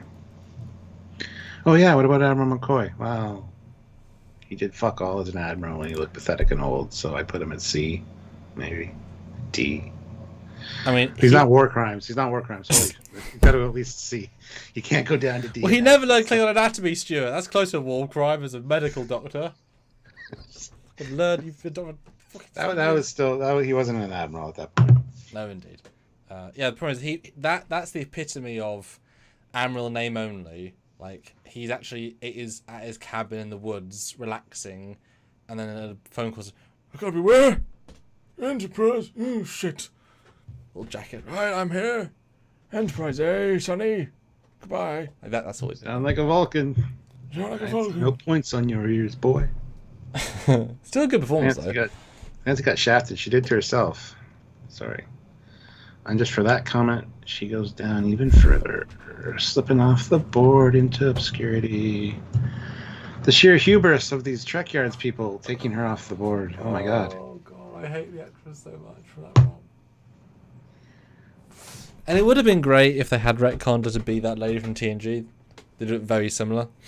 That would have been hilarious. She's like a Helms officer on the Enterprise D. Just a similar hair and similar facial structure. Yeah. Well, this has been a blast and all, and just for Fleetpaw, because he's such a lovely person who's helped us out immensely. She's censored. By doubting Picard, the only two men that could shut her up.